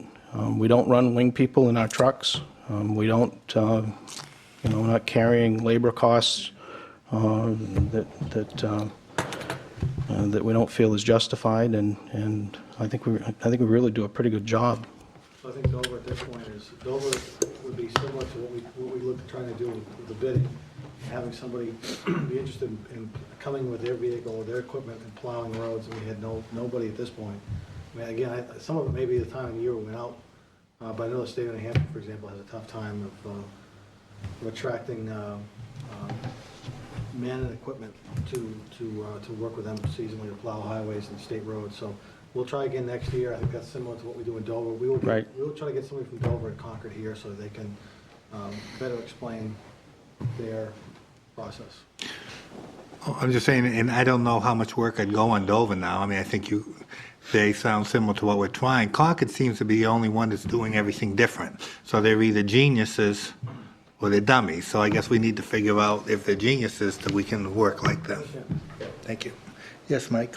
Keith, can I ask you a quick question? On the plowing, was that advertised in the newspaper, or did we do that on local access? Was that the newspaper? It's advertised in two newspapers, the That's it. Manchester Union and Is it legal to do it on the public access in this town? Sure. Do you think that should be an avenue that we should look into? The answer is I think it's a good idea. I kind of think right now that train is probably passed. It might not be, though. I think you'd be surprised. I'd be happy to put that on the public access channel as soon as Nick can get it out there, and if we get anybody who's interested, great. Put that in large writing, what we're going to pay. I think you might get a more response than an actual newspaper ad for actually something like that, as opposed to, looking for, it's not like you're looking for a full-time position or something. I think the average homeowner, somebody sitting around with an F-350 in the, with a pickup truck, and they're clicking through the stations and see that, they might be interested a little bit more than finding that article in the Telegraph, to be honest with you. No problem. Thank you. Be happy to. This is a Yes, good Betty? follow-up. In addition to that, what I was also looking for is relief drivers, because when we had the last budget cut, we were informed that we have our crew out there, some of them, working up to 40 hours straight behind a wheel. And that's just not acceptable to me. I don't care what a union contract says, that's just not acceptable. It's not safe, it's not acceptable. 40 hours straight behind a wheel? Iron Man contest. Finley? Thanks, Dave. I don't know what the new parameters might be for the discussion we've been having on advertising for drivers, Yes. but a number of years ago it was attempted, and the problem was the insurance was too high, the pay was too low. We found, 7 years ago probably, that they were more interested in going out and banging out a couple of parking lots or what have you, making more money for less effort and, wear and tear. The parameters may have changed, I'm just not sure what they are today. But I think if it's similar, that's why we probably didn't get anything. Was there a hand up from this side? Okay. Okay, then I think we can resume. And where were we to be so? Front highway. Why not? Outside of the table. Okay, then we'll start with Tom.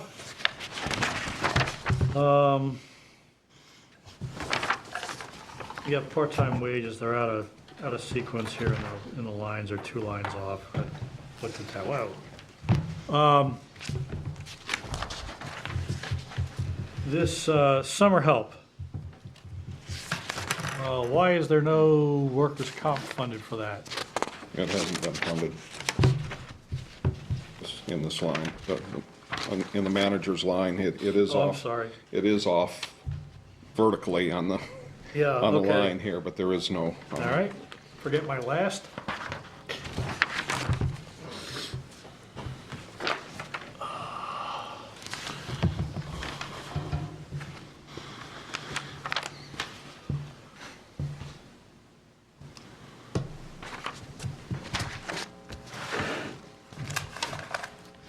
You've got $15,000 in here for drainage, 8348. Drainage maintenance, pipe stock to maintain, repair, modify. How much do you keep on hand and how much do you use annually? We, when we buy it, we try to buy it by the truckload because under the state bid, we can get a significant savings in unit price doing that. So it doesn't happen to show up this year, but some years you'll see a spike in the expenditure because at the end of one year, we'll bid it and use the end of this year's money and the beginning of next year's money. It depends on how many projects that we can get to. We have a list of projects. This year we did a project on Star Drive and also on Woodbury. Do you know about how many feet of pipe that was?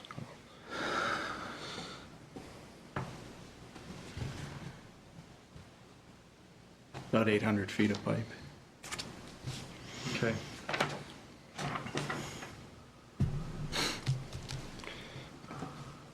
That also includes catch basin frames and grates and so on, and we do an awful lot of repair and replacement of those items.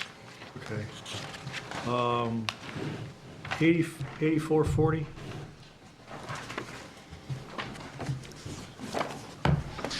When you bill for grave excavations, do you bill that at actual cost, I presume? It's actually something that I don't know that we've ever done that. It's something that's always been carried in our budget, but I don't recall that we've ever had a need to do that.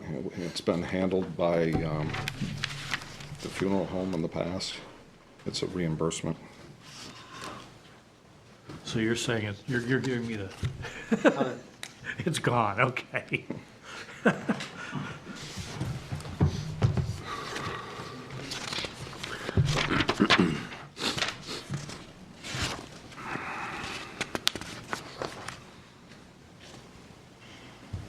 And was the traffic signal preemption, that capital reserve contribution was eliminated, taken out, or has not been funded for the last 2 years?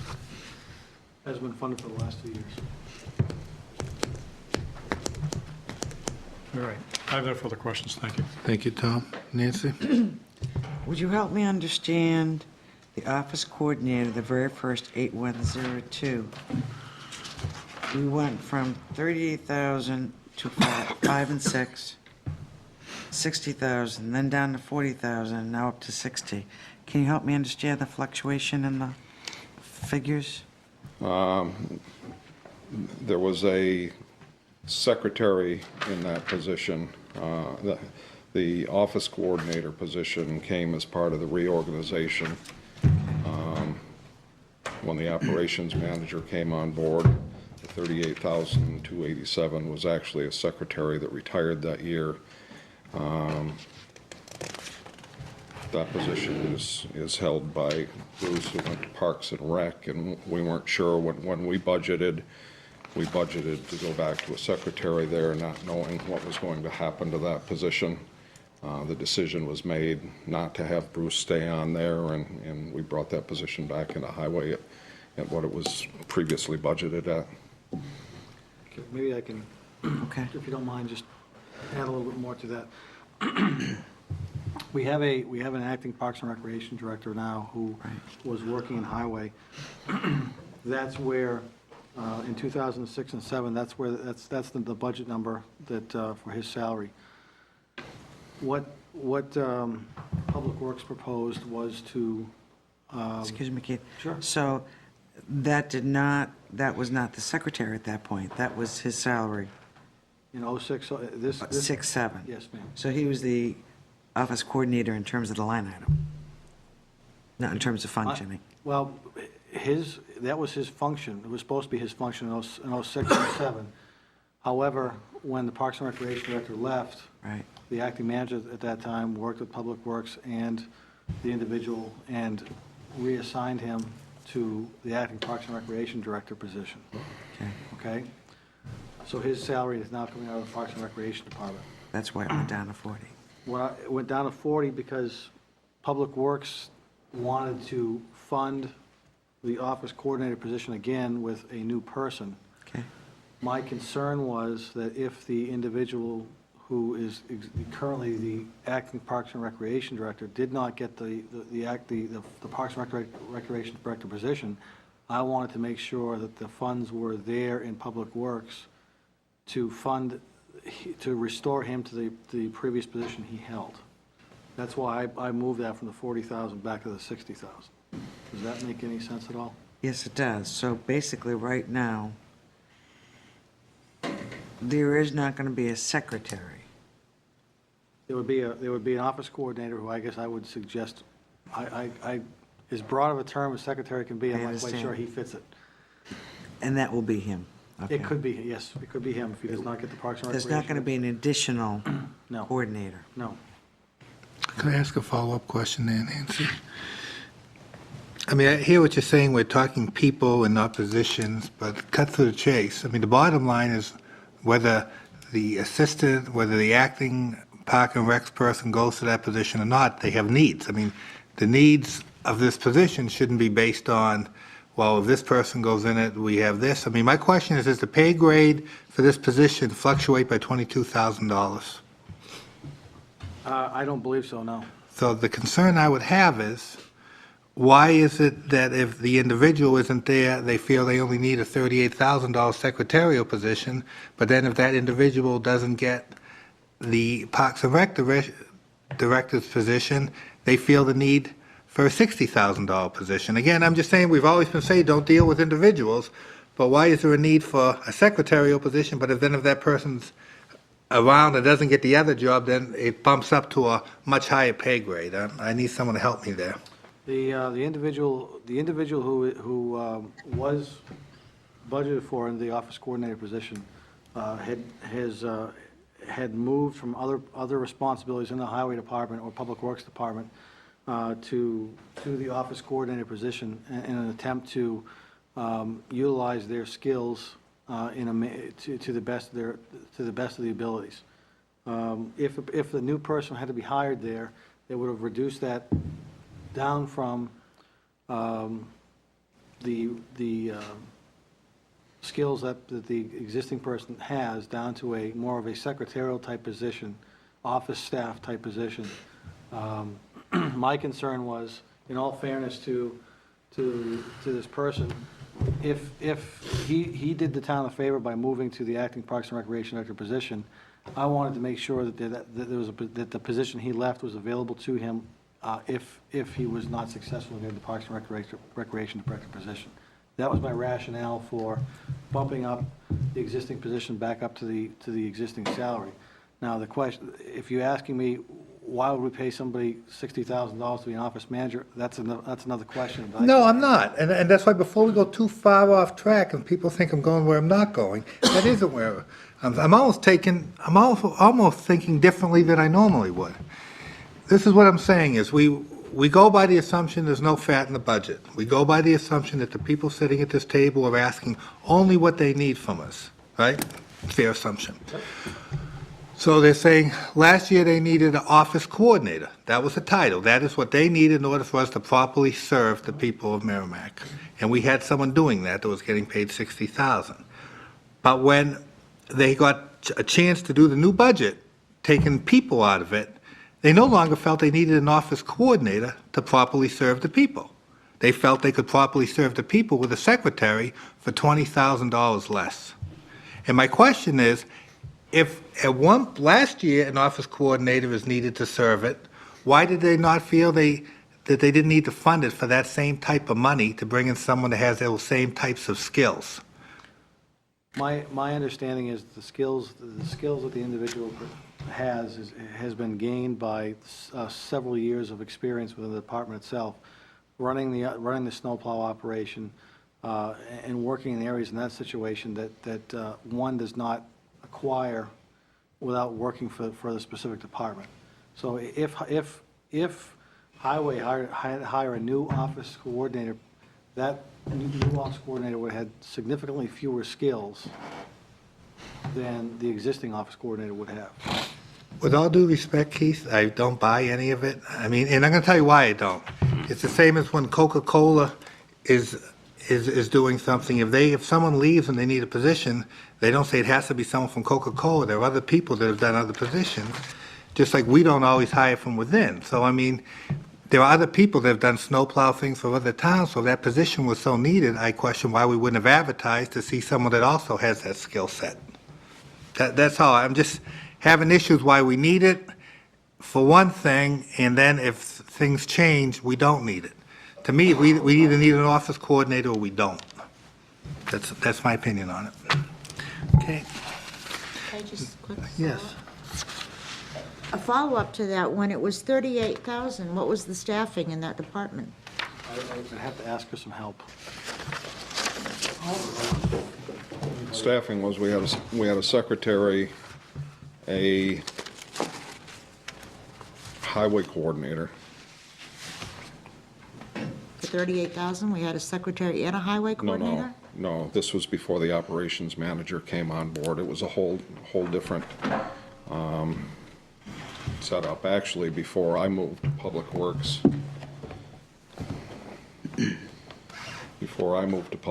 there was a secretary, the highway coordinator, Well, hold on. and the assistant Public Works director. Highway coordinator, and that's Highway gone now. coordinator, and that's gone now. Highway coordinator and what? And the assistant Public Works director, You? which was my position at the time.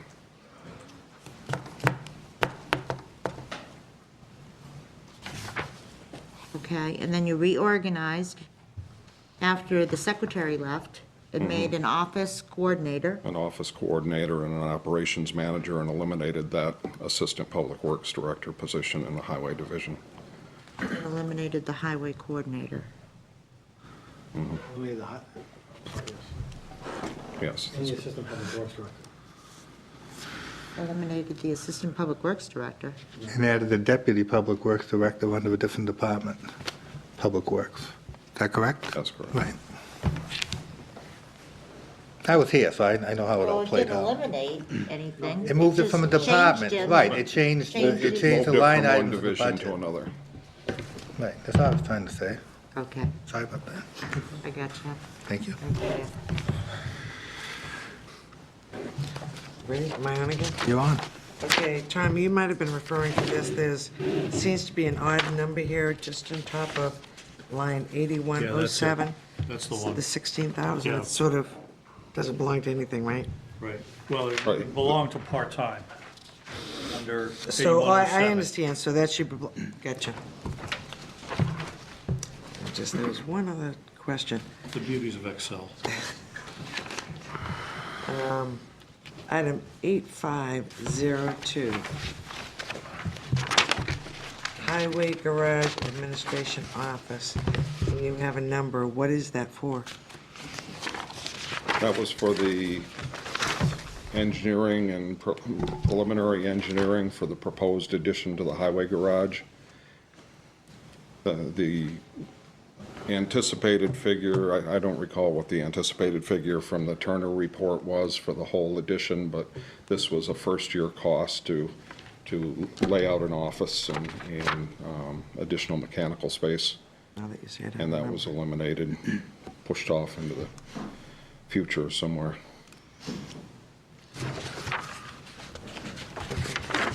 That's all I have for questions. Thank you, Nancy. Mike? Yes, thank you. Could I ask for the job descriptions? I don't need that now, if I could get them in my box for the 8102 for the office coordinator and the operations manager. If I could, please. Sure can. And on road maintenance, under 8341, the significant drop, I take it, is because we have not used much of our sand and salt this year. Is that the reason for that significant drop? Or is it just 8341,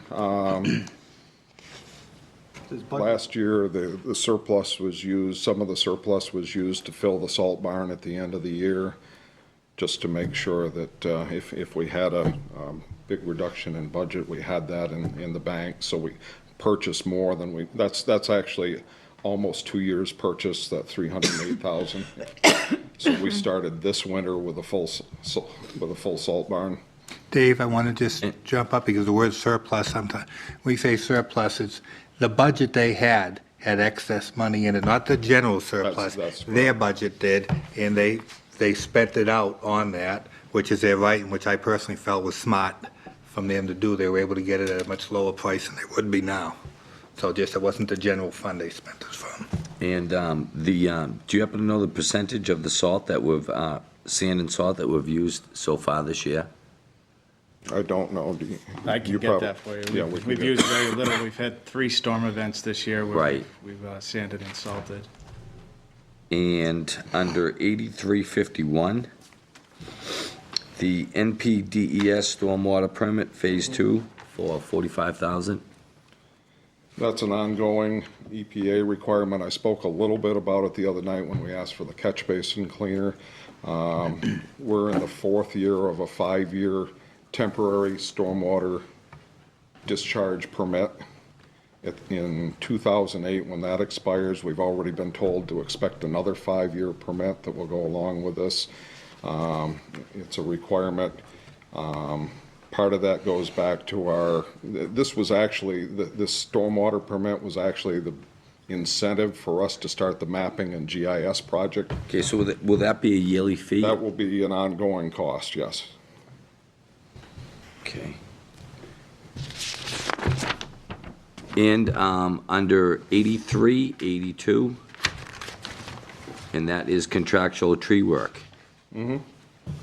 Again, I have spoken with this on another department, because I did see that we had a cherry picker ourselves, which is in great condition, and I was wondering if there was any way that we could do a little better with using our equipment as opposed to outsourcing that. The ones that we outsource are the ones that are beyond the reach of our equipment. We have a fairly short reach compared to a tree service.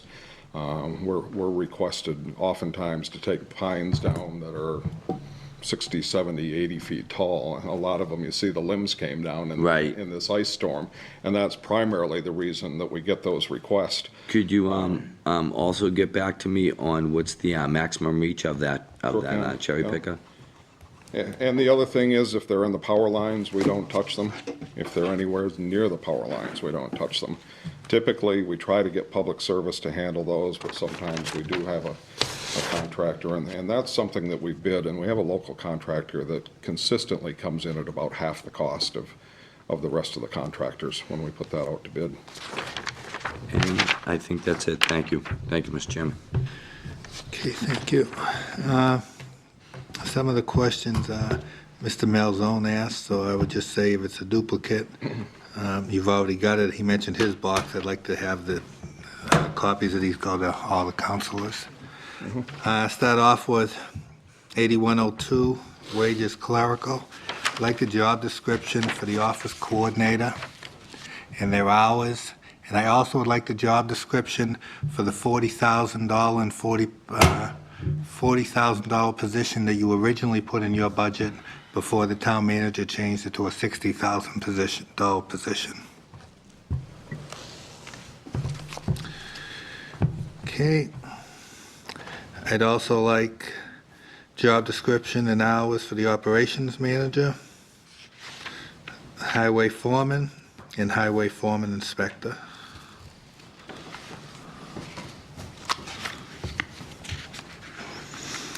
Okay, and that's it. Betty?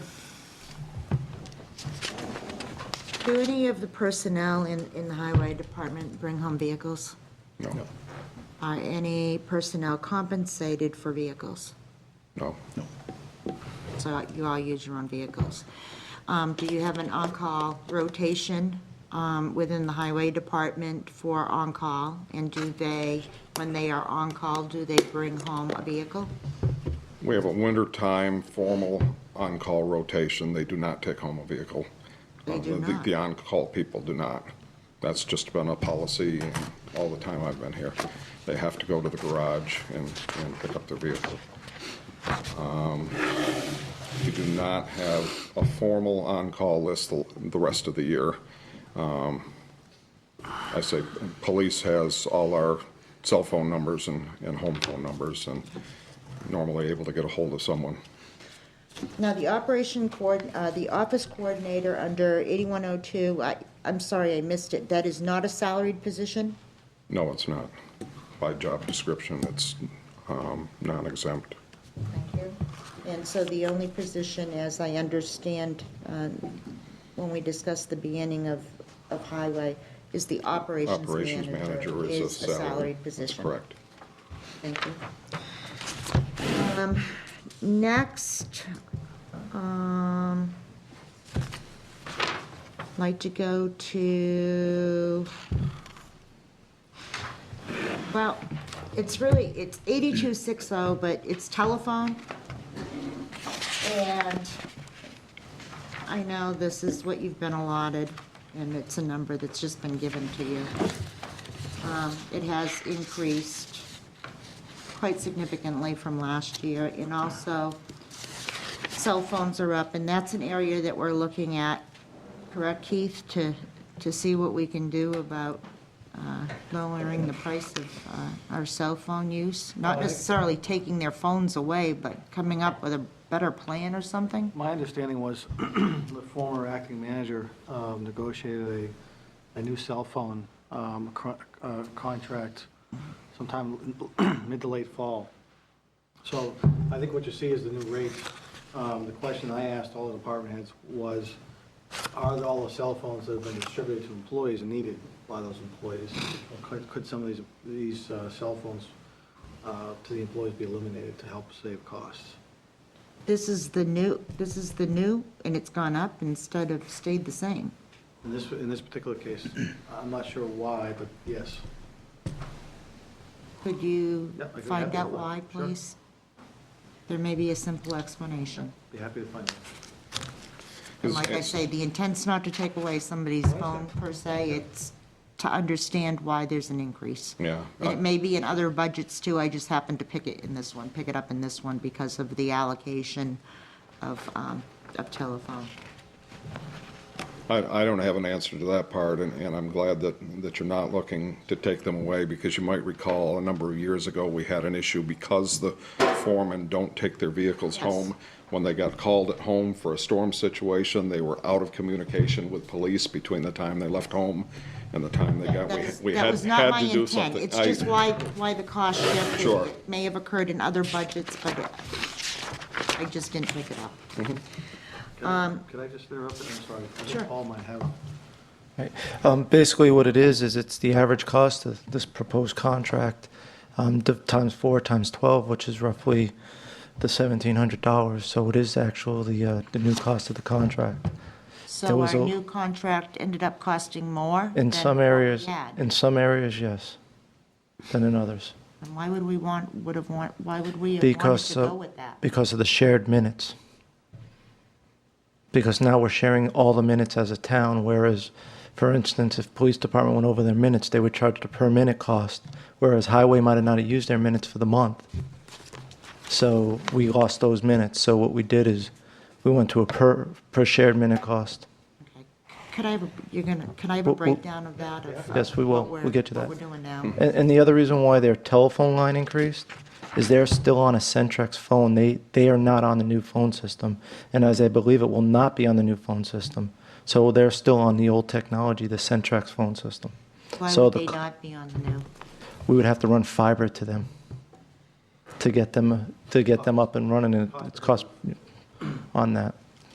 So that's why that went up, because we're without a contract with Centrex. Okay. Thank you. I have a follow-up question on that. It just goes to wanting the info, because the numbers we're looking at aren't the cost of the contract. The numbers we're looking at are last year's costs and this year's costs.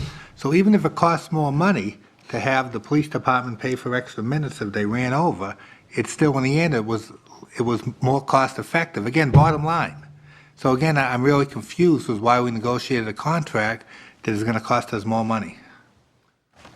Let me pull that out and I'll get back. You understand what I'm saying, though, right? I'm saying, according to this, even if we paid for extra minutes, But we it were may still not be cheaper. bottom line. That's what I want to know. Bottom line number, it may not be. For this particular department, it may be, but the bottom line numbers. Good question, good point, Betty. Good May point. end up showing Good point. a savings. Good point. So that's why I brought it up in this department, only because I did see the significant, well, it's not huge, but I saw a change, and, which made me further question. Okay, Tom, did you have a question? Yeah, no, what I was going to say is be careful with that, because Now we're not seeing a truly reflected cost for the use in a department. It's being spread out because of the shared minutes piece. So we don't really, we may not see the true cost to that department or the true usage for that department because they're taking minutes from, you know, we have a pool now where before we had it by discrete departments. So there's that danger with looking at it that way. That's why I'd like to look at the info. Thank you. Okay, 8333. We've gone from 53,700 to 65,000. Actually, it was proposed at 70,000. Are we anticipating any purchases? I know that periodically you come before us. This is strictly maintenance of the vehicles that we have now.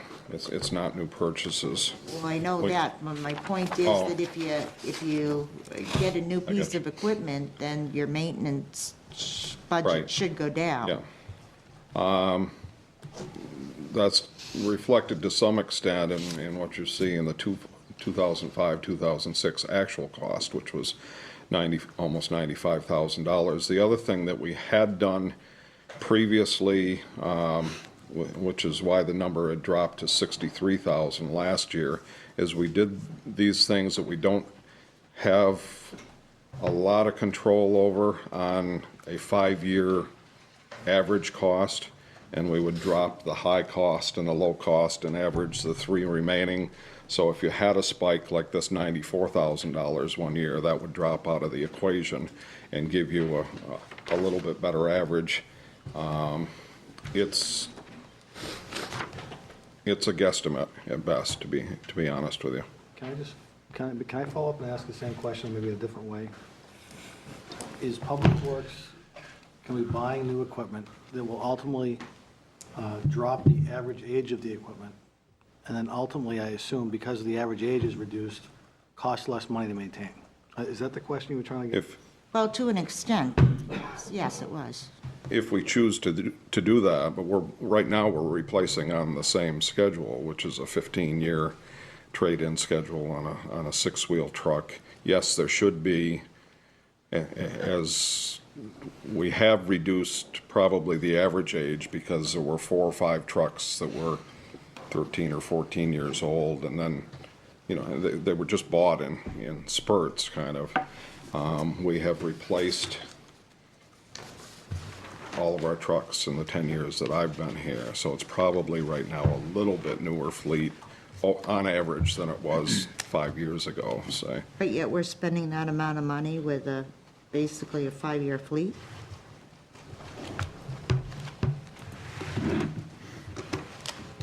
Well, I'm taking into consideration that in the last couple of years, I mean, and are you saying like in the last year, we've now brought it up to 5-year level because we had $94,000? I don't think that's not what I meant to say, I guess, if that's what a 5-year, I say we used to budget based on a 5-year average for what it cost us. We look back at the last 5 years at our actual maintenance cost. We threw out the high year and we threw out the low year and averaged the 3 remaining.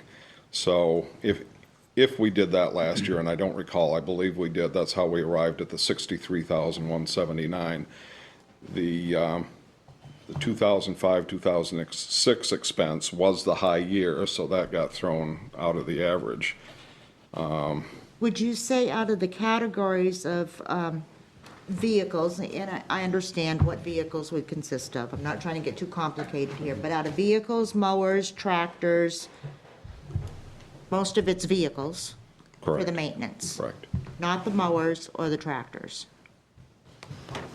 Mowers. The point I'm trying to make is, if it's mowers and tractors that are eating up a lot of money, and you have enough money in the capital reserve fund, I'm wondering if you're looking at replacing some of those things. I mean, when you're Yeah. talking big equipment, that's a different purchase. Yeah. But if you're talking about perhaps mowers and tractors, Actually, mowers and tractors, for the most part, have been replaced fairly recently. So the majority The of this majority money? of this cost is the heavy equipment, the big trucks and, right. And I'm assuming that when you say mower, it's not a mower that's used at Parks and Rec, it's a roadside mower. It's a tractor with a. Yeah, and we just bought a trackless about 2 years ago with a boom How flail. many do you have? And so on. We have just one roadside mower. It does the landfill mowing, the roadside mowing, the brush chipping. So what's or the brush- mowers? Pardon? Should it be mower, not mowers? Yes. Yes. Okay, Now it should be. I okay. think And you the have tractors though, right? How many tractors?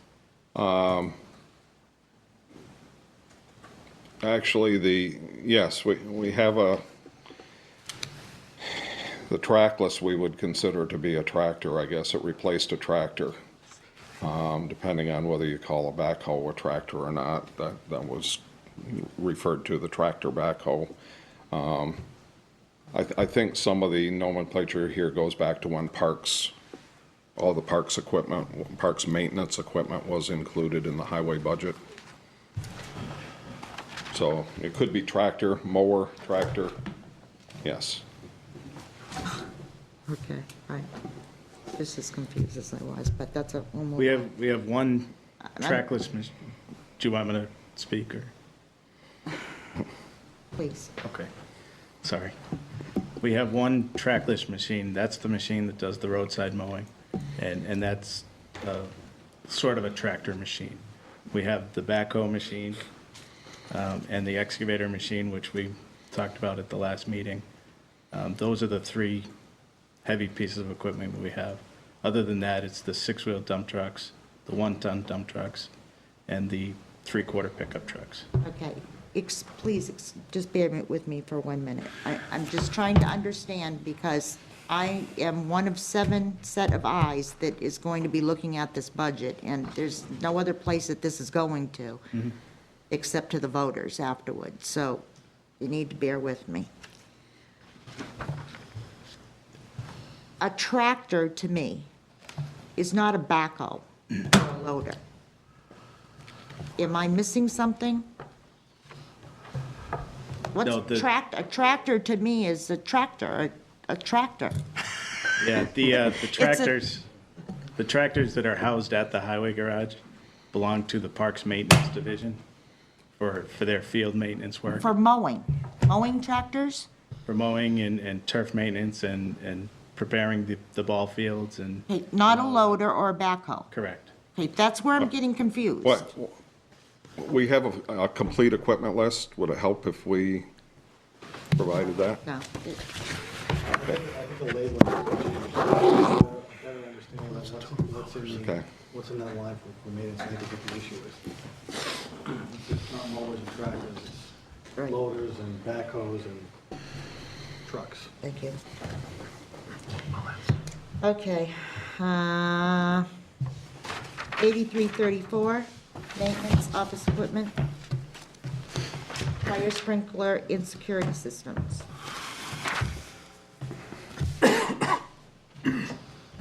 Help me out.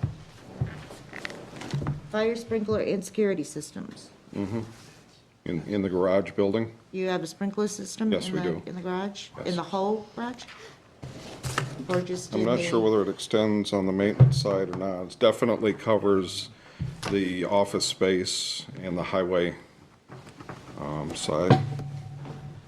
The entire garage. The entire garage? Okay. Thank you. And that would include the sprinkler, the security system, That's correct. and that's for the whole building? Yes. Thank you.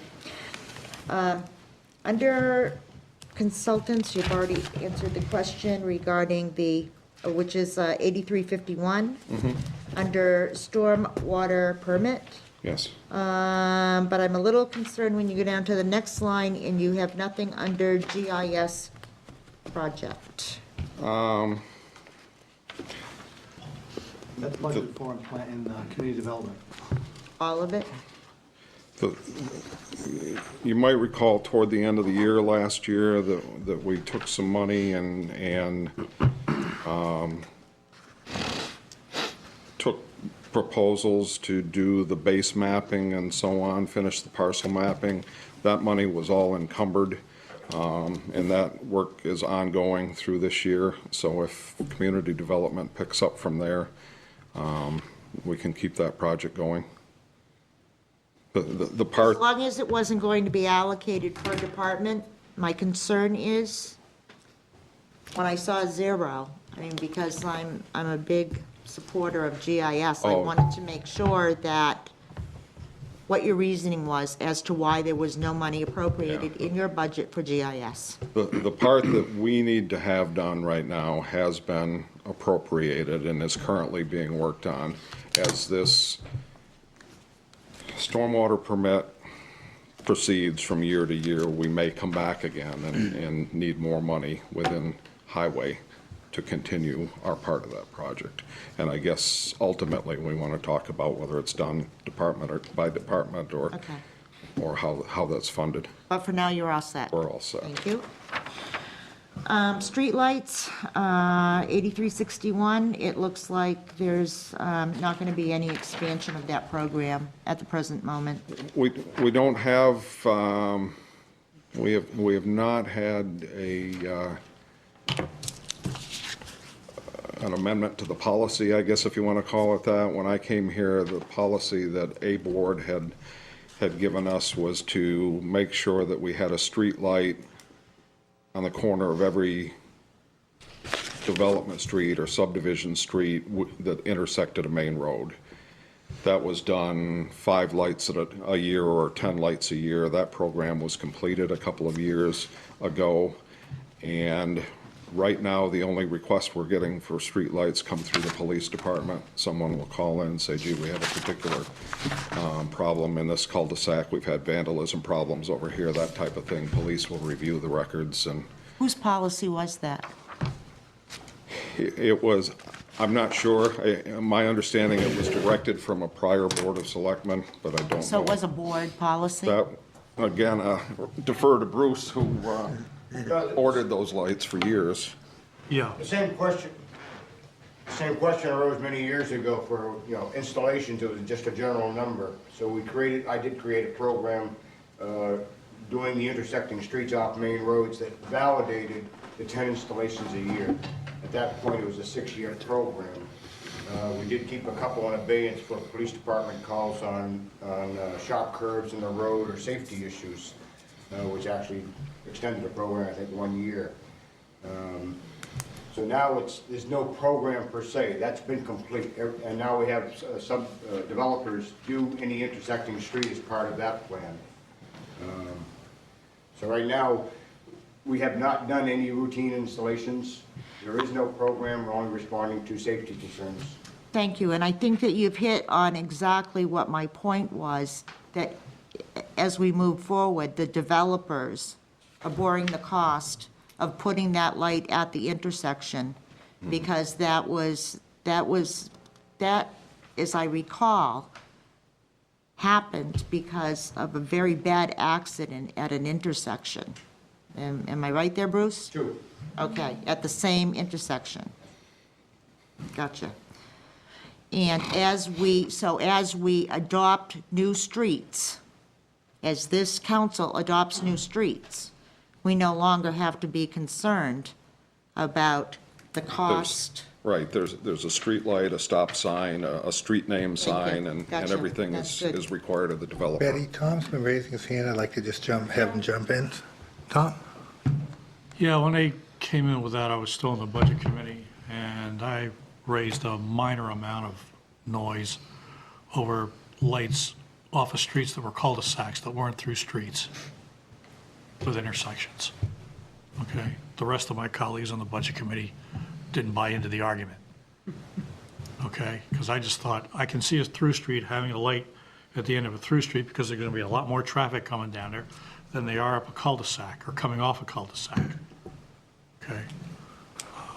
So there were other issues that were involved in that, but that's basically, the discussion we had could have been about 8 or 9 years ago over that whole thing. And I think this incident that took place had to do with Abbey Road. Is that correct, Bruce? Yes. Thank you. Okay, if we can move down to 8505, infrastructure, road paving, and minor reconstruction. We're going from an actual of 0506 of 267, budget for 0607, 175, department requested 325, we're down to 151. Help me. Sure, I can try to help you. Excuse me. Again, trying to keep a level funded budget. That was one of the accounts that was used to help balance out the Public Works budget. You know, I think that the expenditure probably should be closer to 325 a year. And over the next year, I guess what I'm hoping to do is work with Public Works and bring back some type of a long-term plan on the proper maintenance of the roadways, so we don't get into having to reconstruct portions or numbers of roads. We're only able to overlay and maintain those roads. So the 151 is what I thought we could afford based on a level funded budget, but I'm not sure it's long-term, the appropriate amount of money we should be spending to maintain our roads. Do we have an account that has money in it for this purpose? Capital Reserve Fund? Yes, I believe there's a capital reserve Well, fund. there's a road reconstruction capital reserve fund. This is overlay and maintenance type, crack sealing and that type of thing, and this is an annual operating budget number. So this line item would not be considered, it would not be considered a usage to withdraw from that fund? Or it would? This line item is not. I don't know whether there's any flexibility, and we'd have to go back. I don't believe the warrant article was written for the road reconstruction fund to allow that money to be used for overlay type work. I don't believe it was. The only money that we have available on an annual basis is this money that's in the operating budget in this 505 line. Keith, could we find that out, please? Yep. Thank you. And Betty, like Tom has his hand up. Yeah, Betty, this is a go-to line for the Public Works Department to handle their budget issues. Every year when I was on the Budget Committee, they would come in, and this would always reflect a reduction. And many of the Budget Committee members expressed a concern over why this was being let go. The explanation that was given to us at the time, the last time by Chip Chesley, was that typically they put this number in here as a way of managing the bottom line for their department. If there are savings and other line items in the department, at the end of the year, they would transfer some of that money into that line and use it to supplement the money that's there. So for instance, this year, it typically would come from winter maintenance, what we call winter maintenance, okay? Where this year, we've only had, as he says, 3 incidents, whereby now we would have, in a normal winter, we would have 7 or 8. So there would be a fair amount of money, either in supplies or in salaries or overtime or whatever, that they might transfer into this overlay account and use that to supplement whatever amount was in there, so that they would, his target at the time, and again, I'm going back 5 years, his target at the time was about $250,000 to $275,000. And I understand that, Tom, but I guess my point is, in that capital reserve fund, was it specific, or, I mean, do you know that answer? Not for sure, but I do, my very vague recollection was that it was for road reconstruction. It wasn't for overlay or anything like that. But if it says minor reconstruction here, wouldn't part of that? Okay, Let me see what the wording is. Okay, thank you. See how much flexibility we have. I have nothing further, thank you. Finley? Thanks, Steve.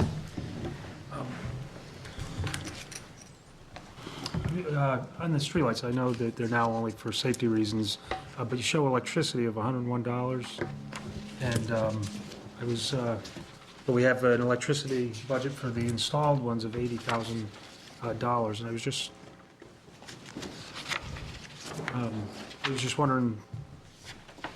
the 101 is just an average of the partial year's use because we don't know when we're putting them up. I don't- That was the intent, was to fund the electricity for that new street light for the year, or for the rest of the budget year when it was put in. It was shown, and I've lost the item here again. 8361.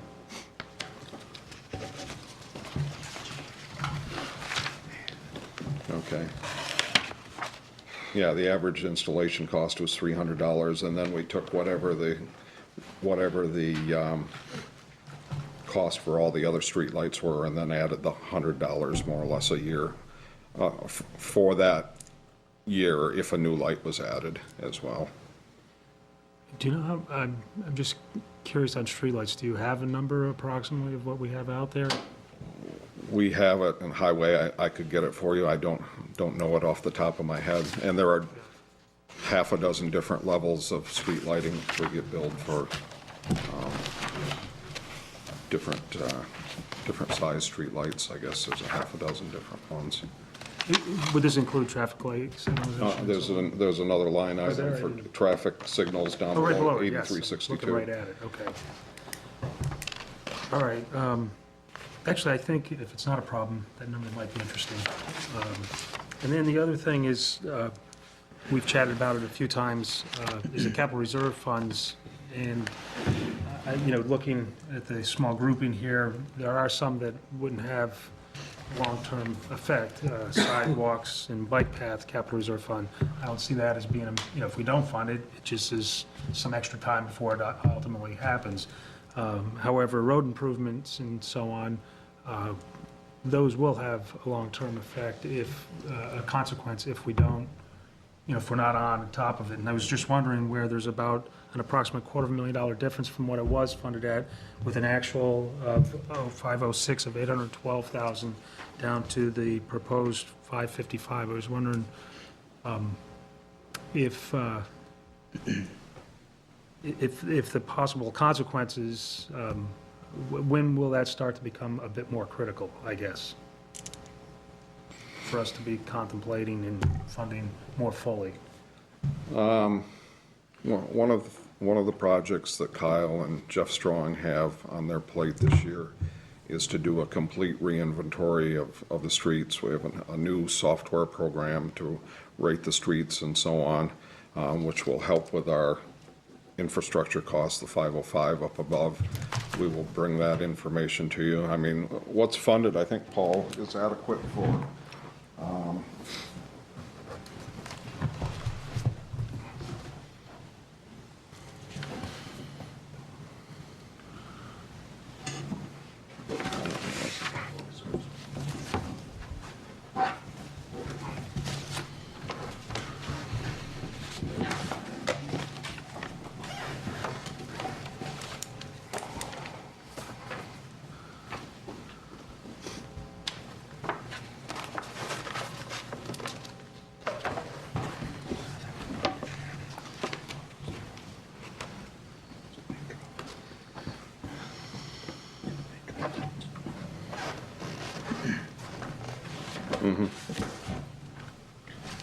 You're asking capital reserve funds overall, or the road? Right, taking out of those is definitely helpful in budgeting, but I know that there are long-term consequences that might eventually Yeah, start taking place. it's going to start pushing projects off, I think, if we continue to do that.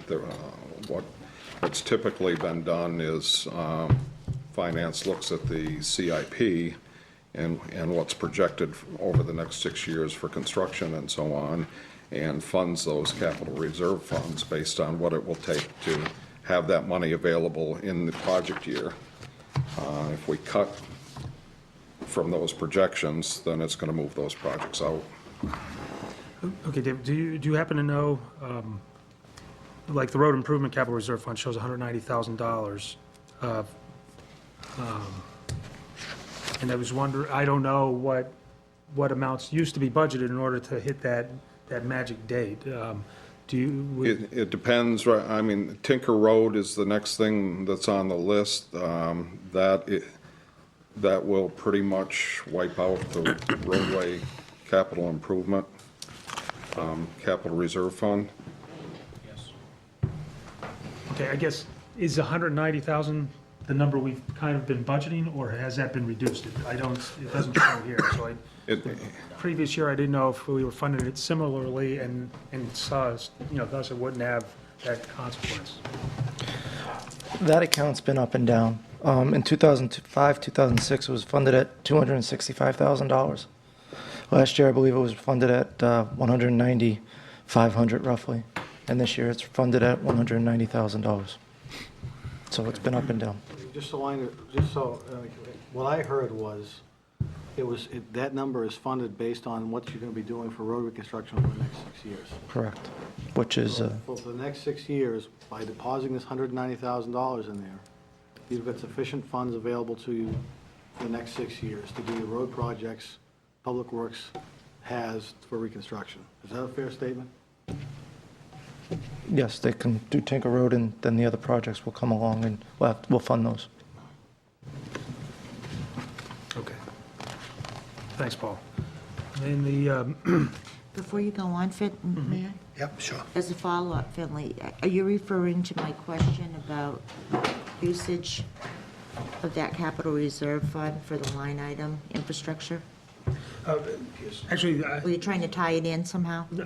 not exactly, but I thought yours was a question that was extremely important for the same reason, that if we're underfunding it not and appropriately dealing with it, it will get very expensive.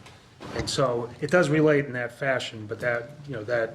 Right, because it would have been in my intent that if it did cover it, I would move it from that account, from an account in the budget, and put the money in the capital reserve, and maybe even consideration to up it if necessary. Sure. Just so you know where I was coming from on that. It wasn't an intention to just eliminate it from the budget. Oh, right, no. And say, take it out of the 190. Right, I didn't read your comments that way. I think we're I on just the wanted to same page with that. clarify, though. As far as the infrastructure, though, to me, it seems like that's just the annual thing. It's not really capital projects, but. Right. But yes, I understand that you see that as equal importance, I think, as I do. Yeah. The other thing is with the traffic signal preemption capital reserve fund, if I could have a little bit of an explanation. I think I know what we're talking about there. Yeah, the traffic signal preempt has to do with the emergency vehicles, I'm sure. As a fire truck or an ambulance approaches a light, there is a strobe that's emitted from the emergency vehicle that goes to a receiver on the signal mast that allows the traffic signals to turn green in the direction that the emergency vehicle is approaching and turns red in all other directions, so that emergency vehicle, the vehicles in front of the emergency vehicle can clear the intersection, and the emergency vehicle has free flow through. 2 or 3 years ago, we replaced all of that equipment. The fire department had put a warrant article on, or an article on the warrant to create this capital reserve fund, so that we wouldn't have to come up with that money to do the replacement all in 1 year. That has fallen. It's a fairly minor number. I think it was $5,000 that had been funded in there previously. But what that means, again, is it'll be a single year. It'll be an operating budget expense if that capital reserve fund isn't funded on an annual basis. Okay, and this is my last one. That was different than what I thought it was.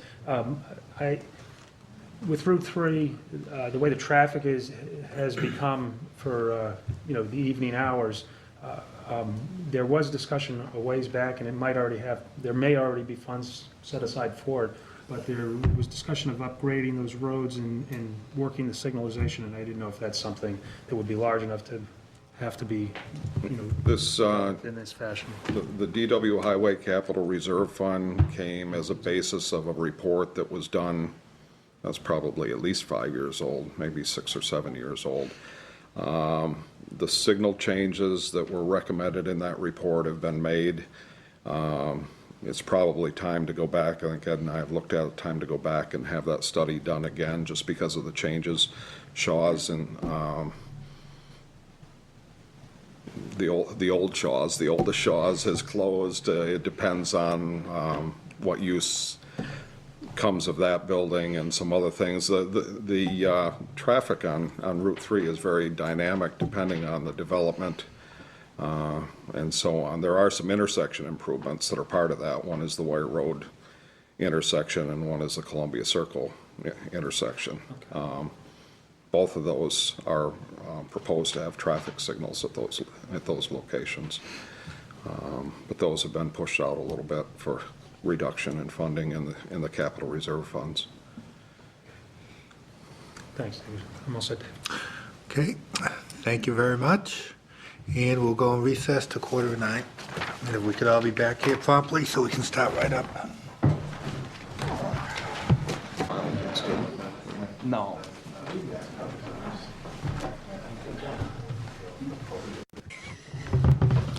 Keith, any idea when this thing is gonna be?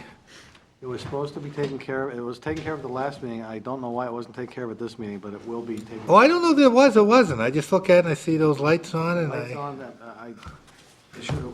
Okay. Make sure tomorrow night it's off. It should. just know something's gonna happen embarrassing one night. It's gonna be my big mouth. It's gonna be the thing that the phone will be ringing. No, I think I've already done it.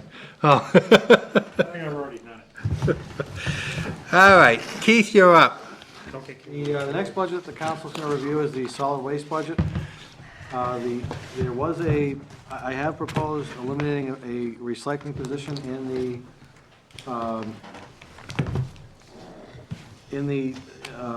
a transfer station attendant position in the solid waste budget. So that's the reduction in the wages. We also had a reduction of $39,000 in the actual vehicle fuel to transport the waste. Basically we've level funded the tipping fees that we pay. I think we've spoken to the council briefly in the past about looking at proposing some user fees for some of the items that we collect at the transfer station, computers, tires, refrigerators, air conditioners, those types of things. I've got a printout that Ed's put together for me, identifying what the staff would propose to charge for each item and what the estimated revenues would be for each item. All we're looking to try to do is recoup the costs that we incur. So for example, if a passenger tire costs us $5 to dispose of a passenger tire, we would look to collect the $5 from each individual person who drops the tire off. Based on the estimated revenues, we collect about $64,500 additional revenues to the transfer station if the council was willing to look at collecting these particular revenues. $10 annual fee for transfer stations. That's, again, I think all we did was just, there are a number of communities out there who charge for a transfer station sticker. That is, I wanted to make the council aware that that's out there. We haven't proposed that, haven't discussed it. I don't think would propose. Give me fair warning before you do, so I can get a head start out of town. That could be an option, that's all. We just giving you some options. Give him a head start out of town? No. A fee for, That's funny. Going, Tom. My all-time favorite moment was the night someone stood up there and was trying to explain, we were talking about redistricting, that I actually may live in Amherst, so I may already be out of town. Anyways, continue. So again, as an option to the town council, there's an additional $64,500 that we could estimate for revenues. I guess one comment I would make is with the loss of the transfer station attendant, we will be losing our ability to do some policing on the people who go in and out of there, making sure they have decals and those types of things. And if we did look at if the council was willing to start charging for the items we've identified on the sheet we just handed out, that position may be needed to help collect those monies. Just something I would want the council to at least consider if they were willing to adopt the additional revenues. But beyond that, it's basically status quo with the transfer station. And we would be happy to answer any council questions that you may have. Okay. Do you have, does the status quo questions that Betty wants, do any of them have to be addressed? There's no salary positions at the transfer station, everybody's on an hourly wage. We have no on-call rotation at the transfer station. So there's No vehicles go home? no vehicles go home. Okay. All right, start off with Finley. Thank you, Dave.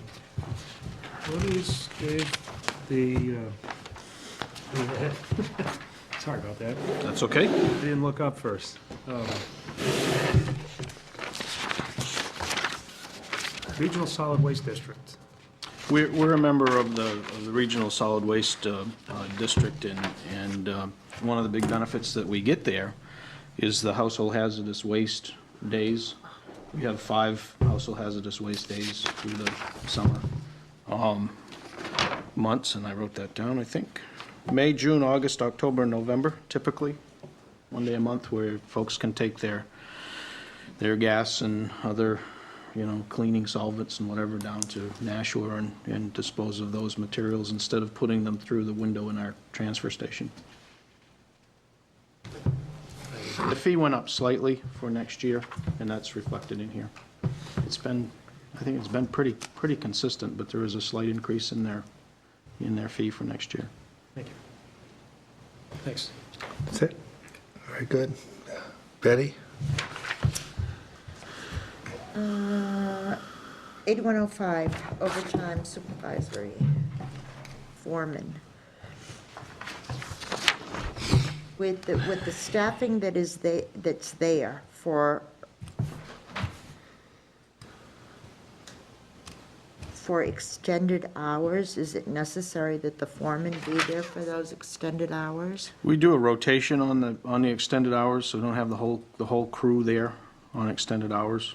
But try to keep somebody in the scale building, one person, for those extended hours. The bulk, I would So the foreman would not be there for extended hours? on a rotation. Oh, they all rotate, including the foreman? Right, we have one in recycling and one in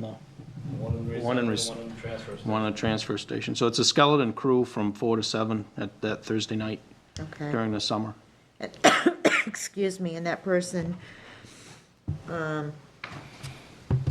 even though that overtime, supervisory overtime, well, it's up from 0506, but down from what was budgeted because of, well, there was, wait a minute.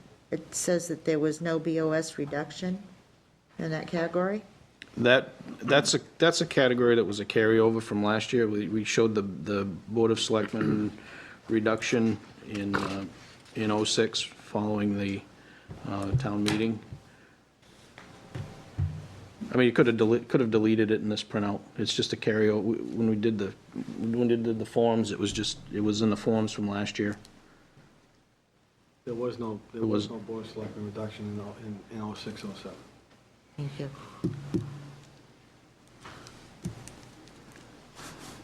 Okay, and did that foreman do snow removal Yes, before also? yes, So it's not an additional duty? no.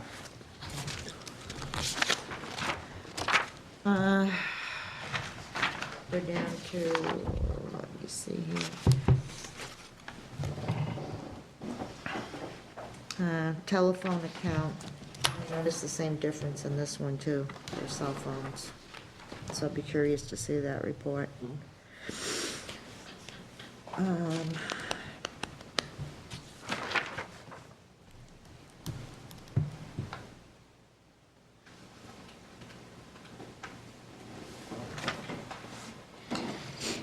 um, 8321.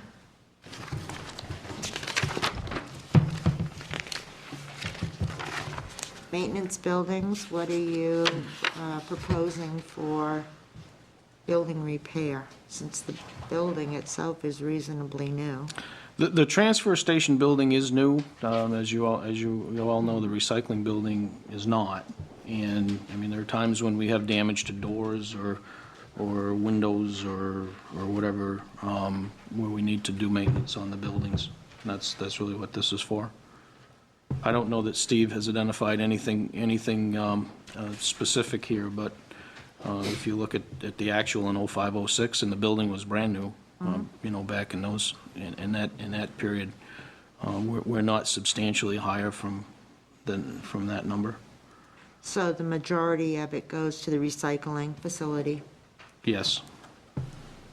I mean, as far as maintenance, we would obviously want to maintain our other buildings that are newer, but the Right. majority of that account would go to the Yeah, I mean, recycling. when you have big overhead doors, typically you have to have those doors adjusted, periodically, or they don't track well. There's a cost for that, and it's not something that we can do. So I mean, that's where this account accounts for those things. Okay, 8333, maintenance, vehicles and equipment. Uh-huh. Could you explain what that is? Sure. We have a $500,000 worth of rolling stock, roughly, up at the transfer station. We have 2 road tractors, 400 cubic yard transfer trailers, the loaders, the skid steer loaders, a 3/4 ton pickup truck with a plow. Those pieces of equipment require maintenance. For example, the loader that runs on the tipping floor of the transfer station has solid tires. Those tires wear out over time, and to replace those tires is $12,000 to $14,000. The road tractors that haul trash to the waste management facility in Rochester, those require service and periodically a set of tires all the way around on the road tractor, things like that. I don't mean to interrupt you, but I think that, to my point, and that would be that the maintenance of vehicles for this department is not done by highway. It's done at solid waste, No. or it's, It's primarily done by highway at the highway garage, although there are some things that we have to send out. For example, to replace the 4 tires on a loader, those are loaded tires. That's something that we'd go out to bid with Firestone, Goodyear, or somebody, get the cheapest price, and they would take our rims, take the old tires off, and put the new tires on. So it's a combination of things. We do what we can in-house. We certainly do the oil changes and the inspections and belts and, everything that we can on the you equipment. do it where? Highway or? At highway. Okay, so why is this not in the highway budget? Why is it in this budget, not highway? The budget, when we get to equipment maintenance, actually, we went through equipment maintenance. The only money that's in the equipment maintenance budget for machinery is really the machinery that they have. All the other repairs are budgeted in the departments. Like wastewater had their maintenance budgeted in their budget. They said they did theirs down at wastewater. They do a lot of their mechanical work down there because they have people who can do that. But, for example, the solid waste, the landfill transfer station recycling facility equipment, most of the work is performed at the highway garage with our equipment maintenance staff. But the cost is budgeted in the division that creates the need. In terms of cost accounting, that's the best way to get the total cost, operating cost, and maintenance costs of the equipment captured for each of those different So the divisions. inventory of parts is divided amongst all divisions? This is the concept I don't get. I mean, it's like the police cruisers. I would imagine they would come out of highway. No, police is budgeted to police. Paul, I don't know, you do Parts the are? annual, you do the monthly budget on allocation of fuel, and it all goes to the department where the need is generated. Okay. The inventory items are brought in through the inventory system as they are used in the vehicles, they get expensed to the department that it's expensed to, such as if during a snowstorm, if police cruiser needs new windshield wiper blades, they're brought through and then expensed to the police department through the inventory system. You've answered my question, thank you.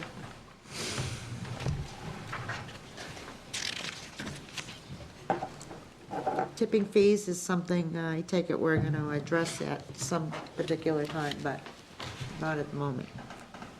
Right? If there's a question, I'd be happy to. But there isn't one yet, Ed. Account number 8370, landfill monitoring. Yes.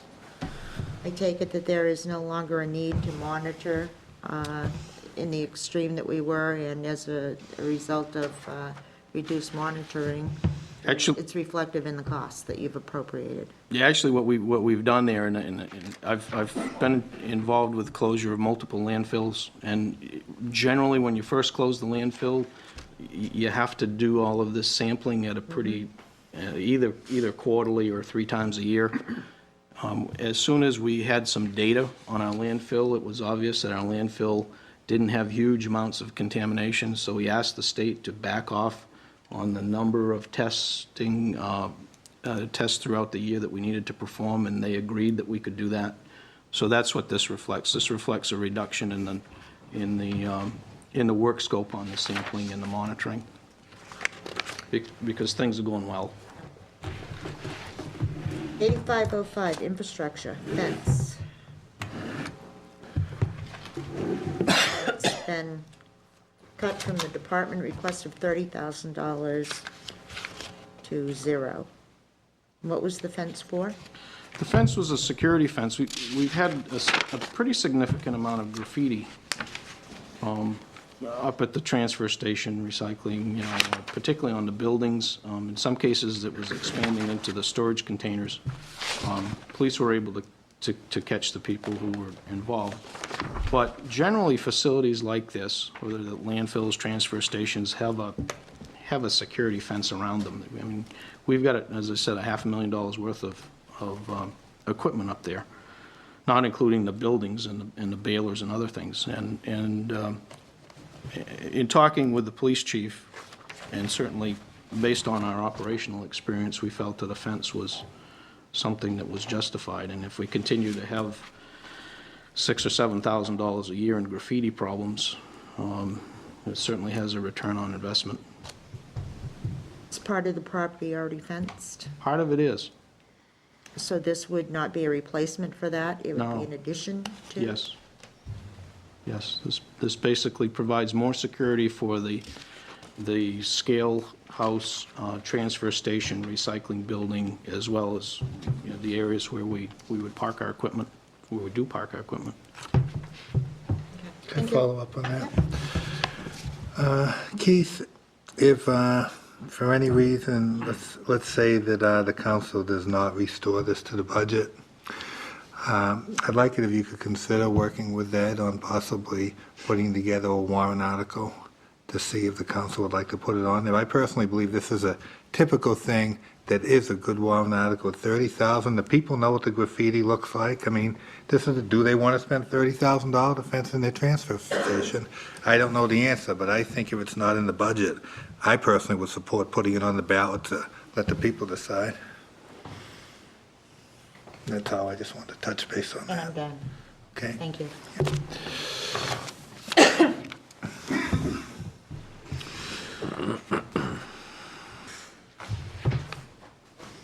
Okay,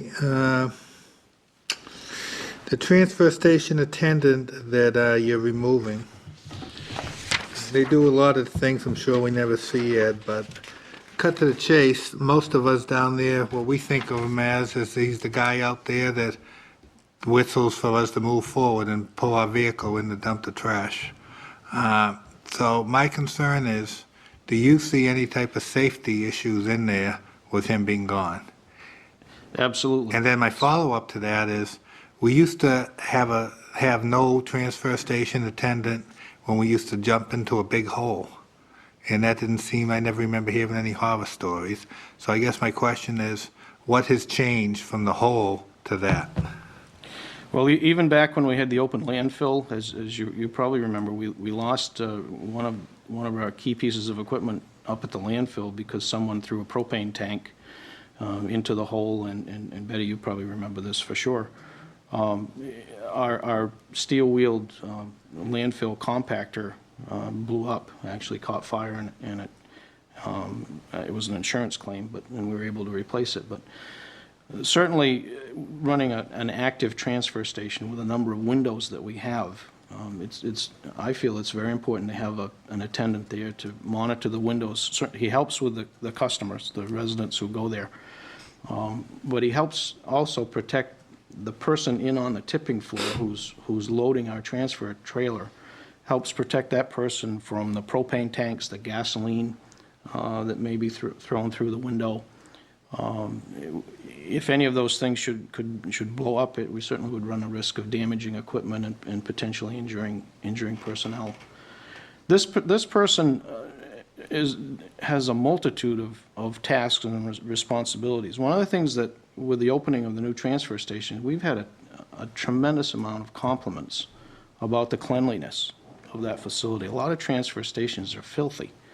And I know as Ed, I just want to stay on target. Sure. The question involves safety, Sure. and I want to stay on target Sure. there. So what you've addressed so far is, and I wasn't even thinking that way, just for the record, I was more worried about me dumping my trash. If there's someone isn't there doing it, is there an issue there? But you brought on stuff I wasn't even thinking of, just the old thing of there's nobody out, we're all on our own now. 14 of us dumping whatever we want.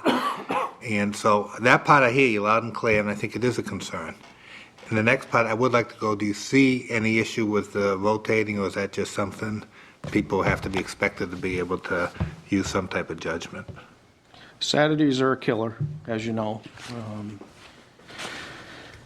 You mean if we didn't have the position? Yeah, I mean, because again, I know he does a lot, but that's one thing that we all recognize. I mean, he's the guy that's moving people in and out. He's a traffic cop. Absolutely, as well as mowing the lawn, Yeah, picking absolutely. up trash, doing all the other things that he does. Yeah, I think Saturdays would be horrible unless we could come up with some volunteers or something. I don't know how we'd get through Saturday without people having short fuses and being upset at other people, maybe cut them in line or. Could be a part-time, I guess my question would be, is it something with Saturday? I mean, could it, instead of a 40-hour job, could it be a position, a part-time position where on Saturday somebody's out there? I'm just giving food for thought, that's all. Again, half a loaf is better than none sometime, and like you say, the biggest area is Saturday. That's where it's going on. Well, it's really Saturday and Tuesdays. I mean, the catch-up on Tuesdays from the Saturday is huge because we typically are still filling trailers and have loaded trailers to go to the landfill, so. I was giving you food for thought, Ed. What you do with it is from your end, but I mean, I'm not sure I necessarily see the need for 40, although I'm not sure that I don't. But I definitely see Saturdays being a need, so if something was to come forward, I, as one counselor, would have an open mind. Okay. You can, sure can, young lady. Ed, very quickly, are there any positions other than, under other full-time? Are there any other positions that could be utilized to help in that? Because there's days that traffic out at the landfill is probably nil, and so you wouldn't, like Dave said, you may not necessarily need somebody to be guiding the traffic all the time. But can some of these other people be utilized on the Saturday when it's so busy? I mean, we Because they're not certainly. all, I mean, do you need 2 recycling attendants to be working Saturday all day, just recycling? Do you need both Yes. operators to be working all day Saturday? Absolutely. And one typically on Saturday is taking a load of trash to Rochester. So we try to get some loads in Saturday morning if we can, just to make sure we have empty trailers for the rest of Saturday and You've to catch answered my up on question. Tuesday. Thank you. Okay. The last thing I want to touch base is on, we talked about stickers being an issue, there'll be someone there, but help me if I'm wrong, I thought a couple of years ago when we changed the flow of traffic there where they had to go by the right side, part of it was because it was the scale operator's responsibility to be looking for stickers. Has that changed? One of the things that the council, we really should talk openly about with the council and get your input on is the reinforcement of the policy of having the sticker on the bumper. We have a fair number of people who refuse to put the sticker on the bumper. If they get by the scale house, they get stopped by the attendant typically. After a couple trips, he knows who they are, so there's sort of the learning curve there. But many communities require people coming into the facility to have a sticker. Who decided some people don't have to put on stickers, Ed? Well, I think that's something where we just need your support, because if we start enforcing that, your phone is apt to ring. But it's a good time to have that discussion. Yeah, I mean, the good thing is at some point, because I personally think it's a no-brainer. But you have to enforce it, because the question is, if that's the case, why does the person at home watching this have to do it and another person not? I see it as a management issue, personally. And I guess we've tried not to be confrontational. We've tried to work with the people and say, look, you don't have the sticker on the bumper. Prove to us that you're a Merrimack resident. Where's your sticker? In some cases, they pull it out of the glove compartment and say, I don't have a problem with the sticker. I'm just not putting it on my car. And so that after a couple of those, we know, you start recognizing who the people are. But Okay, again, we don't need to get it, but my personal thing is I'm a black and white guy when it comes to stuff like that, and I put my home phone number out there. I mean, the real world is, we have responsibility. If you don't want to put the sticker on, then you don't come in there, and I feel strongly on that. there are also facilities that require each car to physically stop at the scale house. We haven't done that. And that, again, that would be a change in operations, but it's something that we might want to look at. And I get a real concern. Again, we have a procedure, and you guys are not following it, and you're pointing back at the council, thinking you're doing me a favor. No. Because you ain't doing me no favor. Well- I'd like the procedure followed. Okay, That's one council. I mean, I didn't make the procedure, but if we got stickers and other people have to put it on, I'm prepared to have my phone ring. I get calls for a lot worse things than that. I'd be very happy to say that, unless you want to stop paying to empty Bedford's trash, we're all in on this together. So I have absolutely no, and I'll go one step further. Have them give out my phone number when they complain. I'd be happy to talk to anyone that doesn't want to put the sticker on. I'd like to know what they would recommend. Give me a solution, and then I'd be the first one to bring the solution up to you. Okay, so that's my 2 cents. Just follow up to Yep. that. Is it acceptable if they don't put it on their bumper, but they put it in the corner of their windshield? well, if it's visible as they pass by the scale house, that's really what we're looking for. I mean, ideally, we look for the bumper. 'Cause that's I what it's think it supposed makes to a be. difference to some people, Yeah. only because they think it's easier to take it off from the windshield if they so desire to at some point, if they're going to sell it or whatever, rather than it being on the bumper. I mean, it's easy for us to, I just want to Scan know both if places, if they're going to follow policies 424-2282. Are they going to be required to put it on the bumper? Sounds like another contest for decorating. I'm not against the windshield either. What does the procedure say? it's supposed to be in the bumper. Okay. So I guess then the question would be, if it's something that can be moved out of the way and still be effective, then we ought to look at that. I'm not looking to make life miserable for people, but if we have a procedure in place, let's use it. Finley? I think maybe when we bring up the potential fees for discussion, we should probably discuss it, because if it is better to have everybody drive over the scale so somebody can look and see, we may want to say it's got to be in the right corner of your windshield or something, as opposed to the bumper where it might be a bit more difficult. So that, I think, before we start going hardcore, we should possibly have it as a discussion at the same time this happens. Well, and again, I'm not really trying to go hardcore. I'm trying to say we have a procedure. Let's follow it. Right, but I think the procedure may need some massaging, because I think that the sticker started when they had chrome bumpers, and which is why it wasn't a big deal. But, and I don't know if that's true, but I imagine so. And in times of change, there's Easy no to chrome take it bumpers. Again, my issue isn't that, my issue is if we need a way to identify our people so that we're not allowing the people of the world to come in. And right now, that is the procedure we have in place. I am welcome for anyone to come up with a better procedure, but that is what we have. I mean, that's, again, I'll jump all over the place. If I want a sticker for my car, I don't say, well, geez, no. No, trust me, I paid for it. My car works. I mean, we're black and white. But anyways, I've certainly wasted enough time here. With that being said, I'll go to you, Mr. Malzahn. Thank you, Mr. McCray.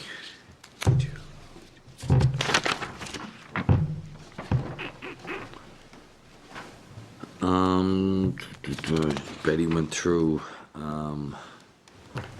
Betty's been very thorough, hasn't yeah, she? she has. Very thorough.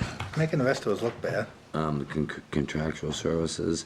Oh, on 8357, I've never noticed them actually separating the trash in there from construction to household trash. Do they actually do that? And I've never that's- really seen that. That's one of the things that we look at periodically, and we really wrestle with, you know, in the summer months when we have a lot of people doing renovations.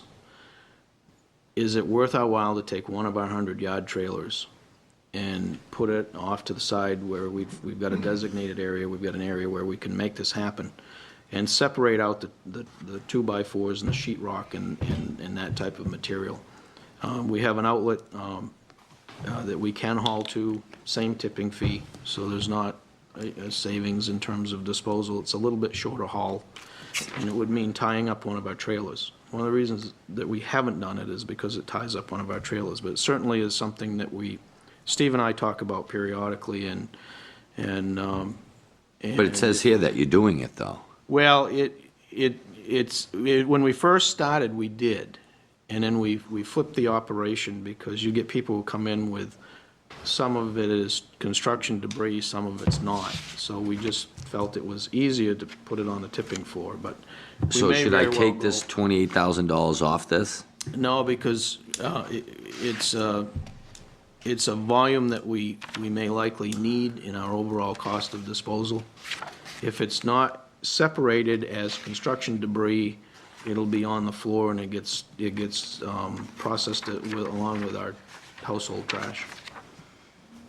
This just gives us a way if we do decide, and we may try it again this year. Again, when we first opened the transfer station, we separated. And 2 years ago, we had a certain volume that was construction and demo debris. And that was charged in this, it was paid for in this extra line item. We commingled that a year ago, but we may try again next summer to flip it again and go back to breaking out that construction and demo material. Landfills are getting more restrictive. The state regulations are tightening up, and particularly with sheetrock, we may get forced into doing that, and that's why you see that here. On 8359, septic tank pumping, is there a septic tank up there? There's a septic tank up there, And is that, actually 2 septic tanks. they being used? They're being used So there's restrooms up there? in the recycling facility and in the transfer station. There is, so, so we still need the chemical toilet then? Yes, for the scale house. We don't have a toilet in the. Can use that? Well, Just a question for $1,000, that's all. $1,000 question. Who does the, on 8370, the annual groundwater testing and settlement monitoring, who does that? we have a consultant who does that. CMA is our consultant who's been doing that. They were the folks who designed the landfill closure. And, are there any of the engineers on staff that are capable or licensed to do any of that? No, okay. No.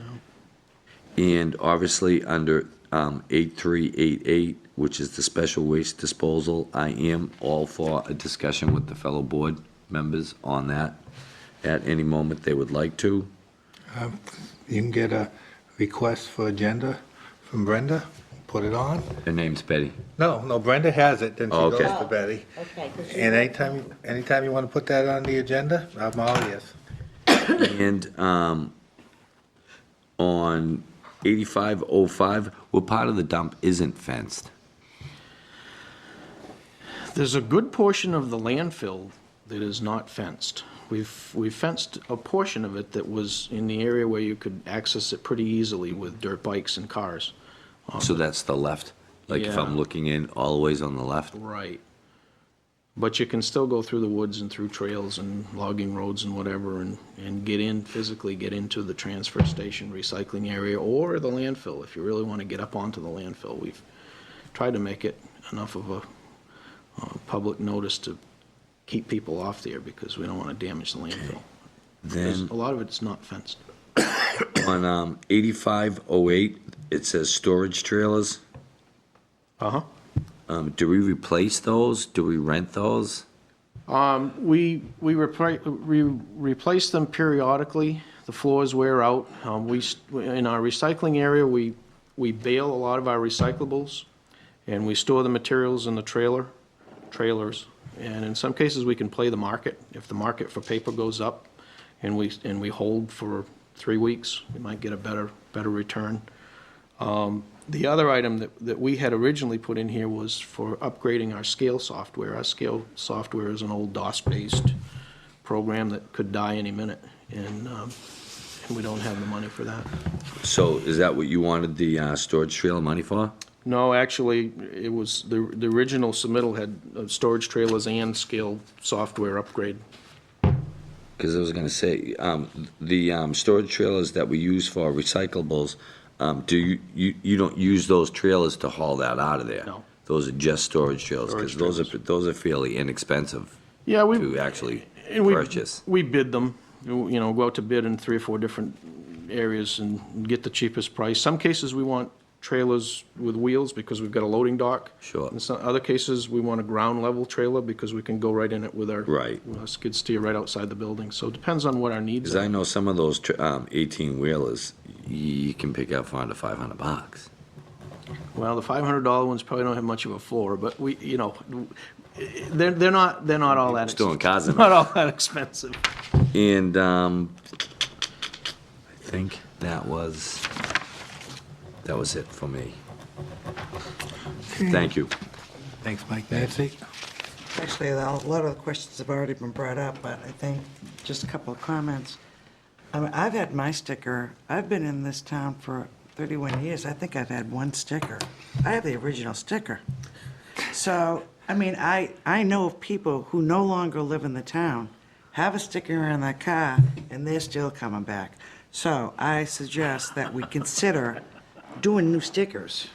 One, just to be able to, whoever is going to check them, that they're valid stickers. I mean, So you're aiding and abetting people that are out of town? I'm not going to answer that. I know of them, I'm not giving them permission. Anyway, And that's why it should be on the windshield, just like an inspection sticker. yeah, that you can change it. And I'm not totally against every 5 years getting a new sticker so that we maintain, the currency of them. Well, if But you're going that's, to charge $10 a sticker, it might be every year.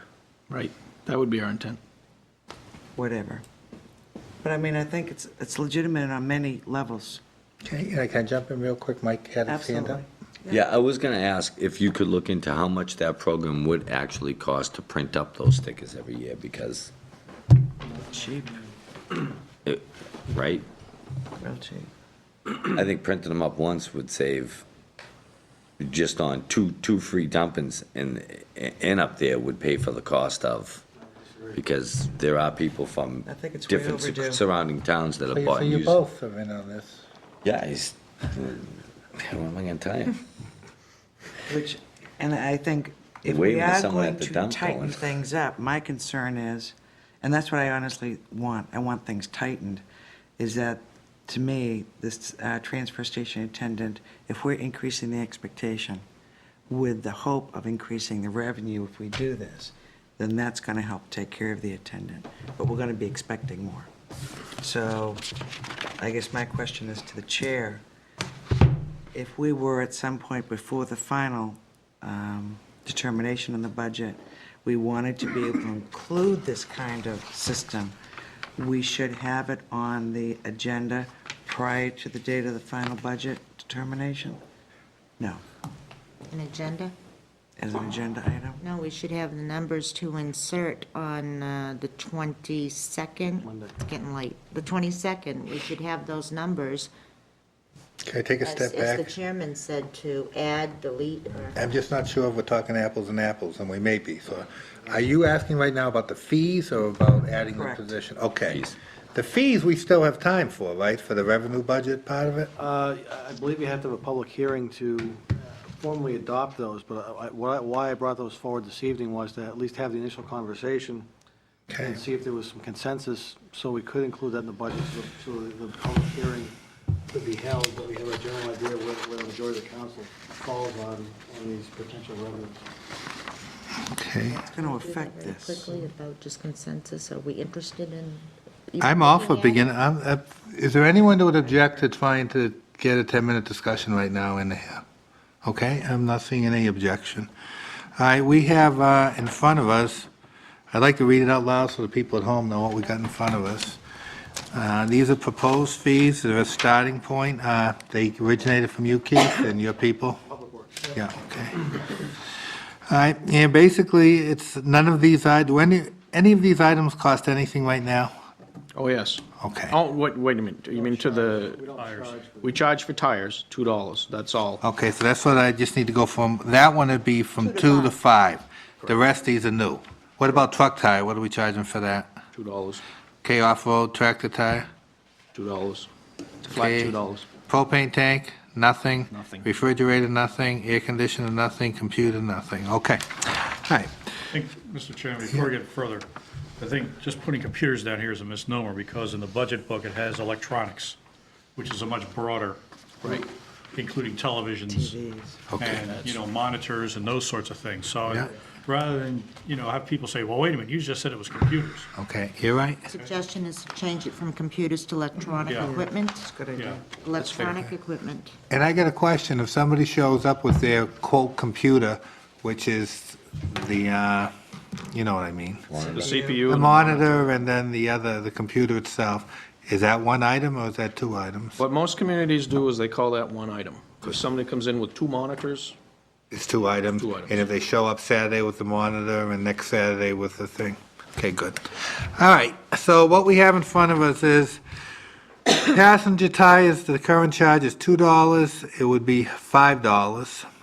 Truck tire, and it's $15,000. Does that mean the extra $3 or is that? that's gross. Okay, so we would go from $3,000 now to $15,000, is that correct? So it would be an increase of like $10,000? Okay. All right, passenger tires, now the charge is $2, it would be $5.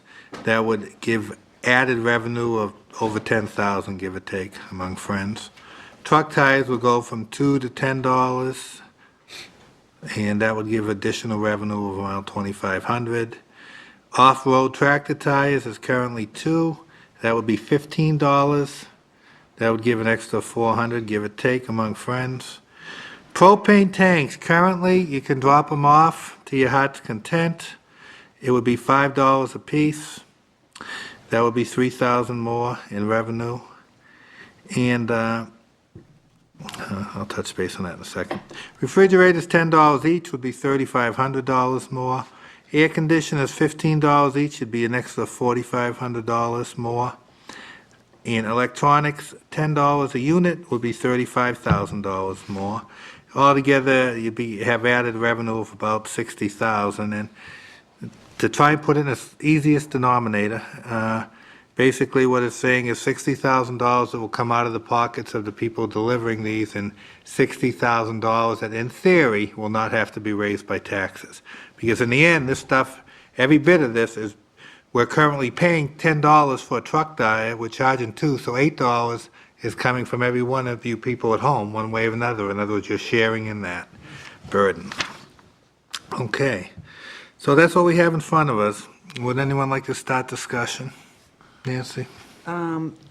Like the computers and electronics change, might I suggest under refrigerators, you're not including stoves or dishwashers? Could we do larger appliances or some sort of? White goods. White goods, that would take care of all of those? Okay. Wonder if my refrigerator's black. Sure, it's lime green. Multicolored goods? Avocado, yeah. I never heard of a black refrigerator. Black? Yeah. It's the in thing now. Oh, wow. I thought it was stainless steel. I'm back in the 60s. Yes, Mr. Malzone. I am anti-tax and anti-user fee, but I have no problem with this. I need everyone at home to know that as far as their regular household trash, there would be no fee for that. I do believe that should be part of your property taxes, which it is, but I find no problem with paying for any of these disposals that would be brought up to their passenger tires, propane tanks, refrigerators. These are very, very reasonable prices. I don't think people that are not using the dump for these benefits should have to pay for any of us to dump those things. And without any more discussion, I would be happy to make a motion on that. Okay, I'm good on that, but Nancy, were you going to say something earlier? No, that was my only suggestion regarding the. Okay. Mike? Yes, Betty? I just have a quick question, and that is, now that we've changed it to white appliances, why are you proposing a cheaper rate for white appliances versus air conditioners? Good question. And it's probably a stupid question, but These, when we did this a couple years ago when Tim was here, we based it on our actual costs, and Steve is here, but we've got the data on the disposal costs, and that's really what we tried to do, is back this into this.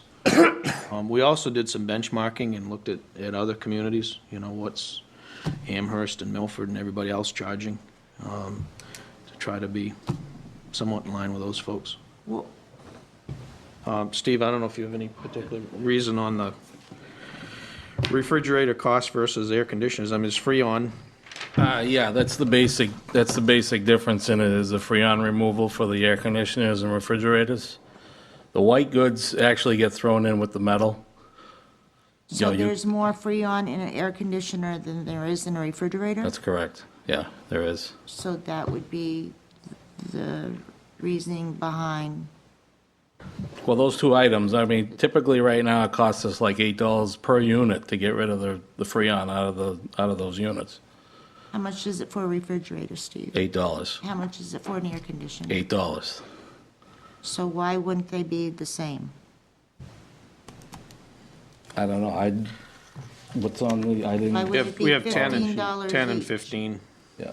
Right now, I know it's minimal, but I'm just- but that can fluctuate. I mean, the vendor that we're dealing with right now that's the price we get, depending on what the market is. What they do is they recover the Freon, and then they go ahead and they'll recycle it, and, it's like, they'll turn it over again, and they'll use it again for another unit. It's a recycled product. Sometimes those procedures, cost different money. Right now, the vendor we have, they're $8 a unit.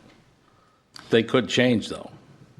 Okay, so that we're not revisiting this 6 months from now because there is a change in those categories, I would propose that our white appliances be $15 each rather than the 10 that's suggested. I move.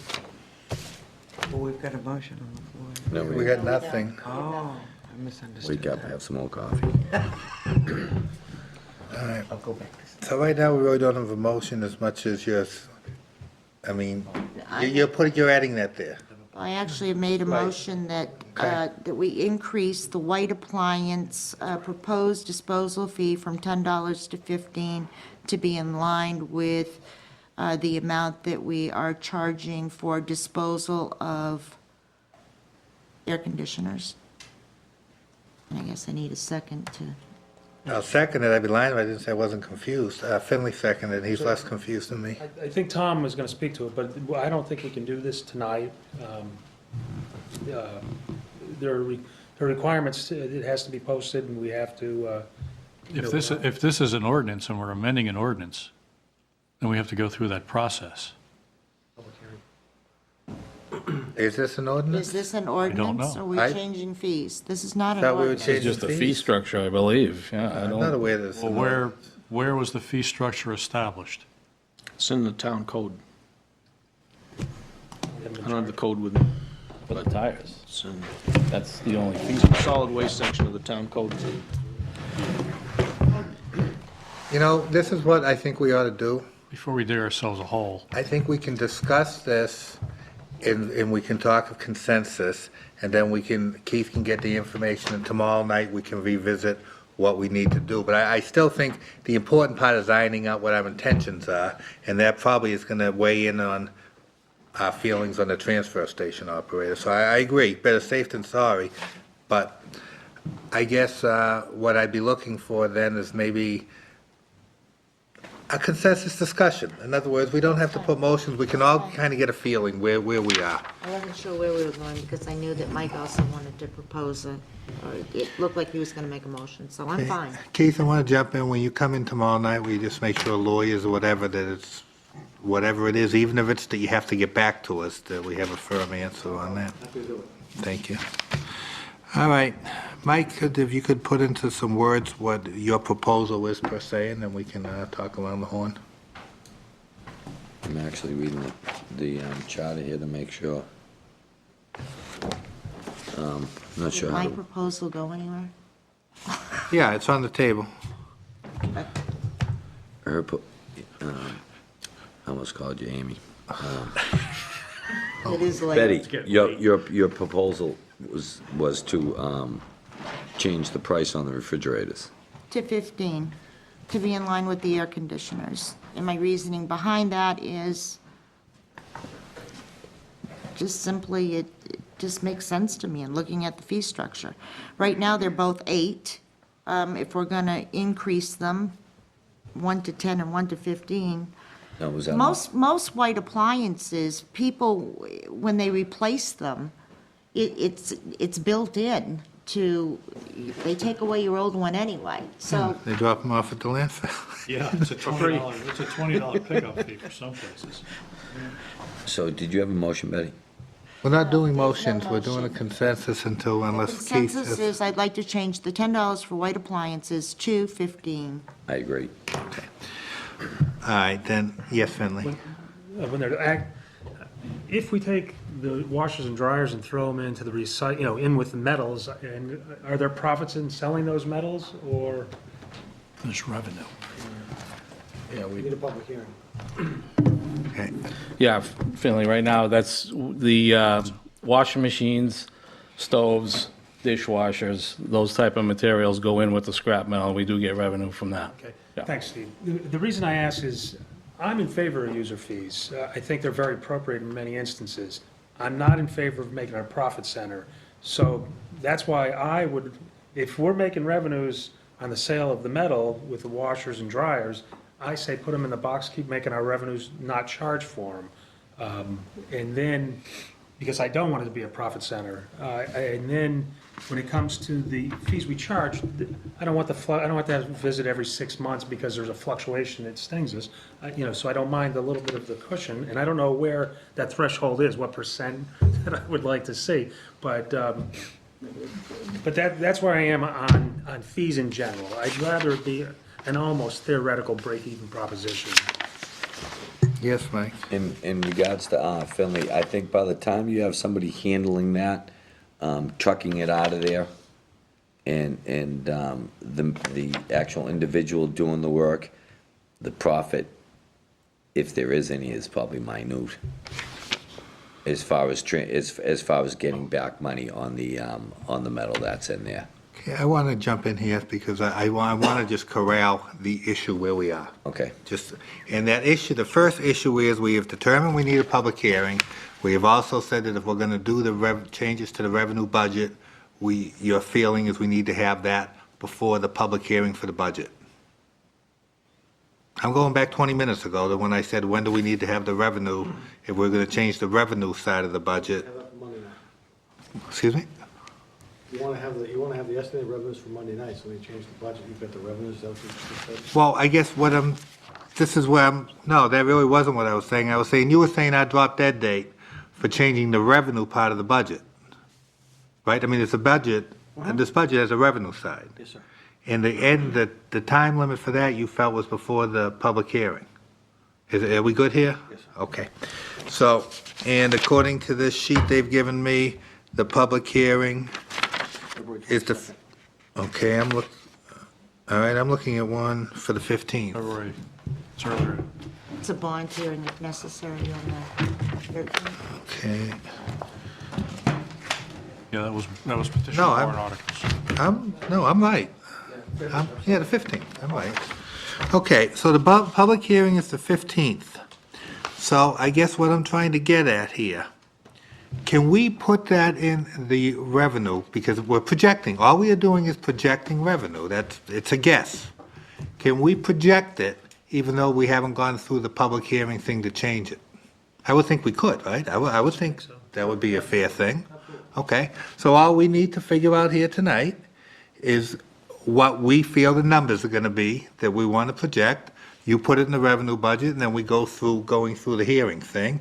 And even if the people would have voted down, or we voted it down, or whatever, we had a change of heart, even if the revenue number was off, Lord knows, all a revenue number is a projection anyways. Okay, so with all that being said, and I really am trying to get on my horse, because I could see us spending an hour on this. We have numbers now, okay? What we have heard from Finley is that he would like to, instead of putting a line through refrigerators and make it white goods, my feeling is what Finley has said is he would like to put it back to just refrigerators per se. In other words, the white goods, treat them the way they are. Well, doesn't mean all seven of us have to agree with them, just putting a proposal on the table. So this lot, we had a stove or, dryer, what would a microwave be? I would say Microwaves would go in with the electronics. Okay. That would go in with it, yeah. With the electronics, okay, so that's with the okay, we're hot now, all right. So we got the refrigerators, Finley's still dumping his stove for free over there. And we all are kind of in agreement that we know the numbers can fluctuate, so we don't want to be showing up to the people every year increasing it. So we're willing to maybe put it up a little on the higher end, not to necessarily make a profit, but so that even when it costs a little bit more 3 years from now, we may be able to hold that an extra year because we were doing something. Yes, Finley? I'll wait till you're done. I just wanted you to know that I'd like to make a comment, but Okay. but you're on a roll. Yeah, so all I'm looking for is if we take this initial thing as it stands here, this initial idea with the numbers as we've projected them, putting the refrigerators at $15 now in the air conditioner, and removing the term white good, who doesn't like it? Who doesn't like what? Who doesn't like this the way it's laid out? Who wouldn't support this the way it's laid out in its current form with refrigerators being $15, air conditioners $15, and stoves and other white items that really do not cost the same as refrigerators to get rid of, putting them back in the dump and not charging people for their stove? Okay, so my first question is, who is against that? But I also don't know what Finley has up his I was just sleeve. going to comment on things like the washer and dryer and ranges. If we start instituting some type of bag and tag or whatever to cover everything else, then they should be brought back into the picture. But in the meantime, I'm comfortable with. Yeah, the goal here was to recoup, what Keith's initial goal was a very simple one, and it says on the overhead projector, he was not looking to make any money. He wants to recoup what he's paying. And we're not paying the same for stoves as we are for refrigerators. Okay. So now I'm gonna look, Mike? We looking for a motion, Mr. Chairman? I'm looking for consensus only. Well, I guess, I take that back. I guess our motion could be that he uses the numbers to put into the revenue budget. I guess we could do that, and at the same time ask him to schedule public hearings so that we can bring it to the people. So I guess with that being said, I think we could do a motion, There's a few more steps, but not for the revenue budget. not for the revenue budget, but for why- the ordinance budget, but for Okay. the ordinance piece, there's a few extra steps that have to be taken. Okay, how about then we Just say, leave it alone. No, I'm with you. So we're saying it's two steps. So we'll point towards Mr. Malzone possibly to make a motion to get this on the revenue budget. And then maybe we can look towards you or Keith to at least give us a motion to set the public hearing and stage so we can actually increase them. Well, you have to draft the ordinance first and have a first reading. And then Yeah. it goes to a publishing. Yeah, Right, but we're that's all trying part to of the steps I'm establish what we're talking about. gonna use for That's all part of the basis for steps, drafting, right, I'm just saying. That's what we're doing. Right, I'm trying to say that, What we're drafting is what I'm we're good. gonna do to, it's gonna be the first draft. exactly, Okay, exactly. yeah. Yeah, we'll let you know when we actually have something to say. Okay. Yeah. No need. to Right, worry about exactly. The draft will be part of what Mike's motion is, per se. that. Depends what his motion is, may not be. Okay, Mike, you're up. Yeah, Mr. Chairman, I propose, I motion to accept the proposed user fees of the Merrimack Transfer Station to be used for public notice to see if this could be implemented as an ordinance in the town of Merrimack, New Hampshire. Okay, can I help a little on it? You certainly may, Thank you. sir. My suggestion would be to make a motion that these numbers, as presented and with the changes that were made, be used for to be included in the revenue budget for our approval. In other words, that's all you're looking now is to just have these numbers be put into the revenue budget. And then, Tom, and then we're gonna go through the steps that we need to do for the whole public hearing. It's kind of a whole different thing. But this is just to get it in the revenue budget, which we need it to be for the public hearing. Yeah. Take it away, Betty. Before he does that, very quickly, I have to ask, for stoves, dishwashers, and dryers, what fee is charged to dispose of them, to get rid of them? There's no. There isn't any right now. Goes in the metal pile. The only, Pull off. You mean on this piece of paper or existing up at the transfer station right now? Was that your question, Betty?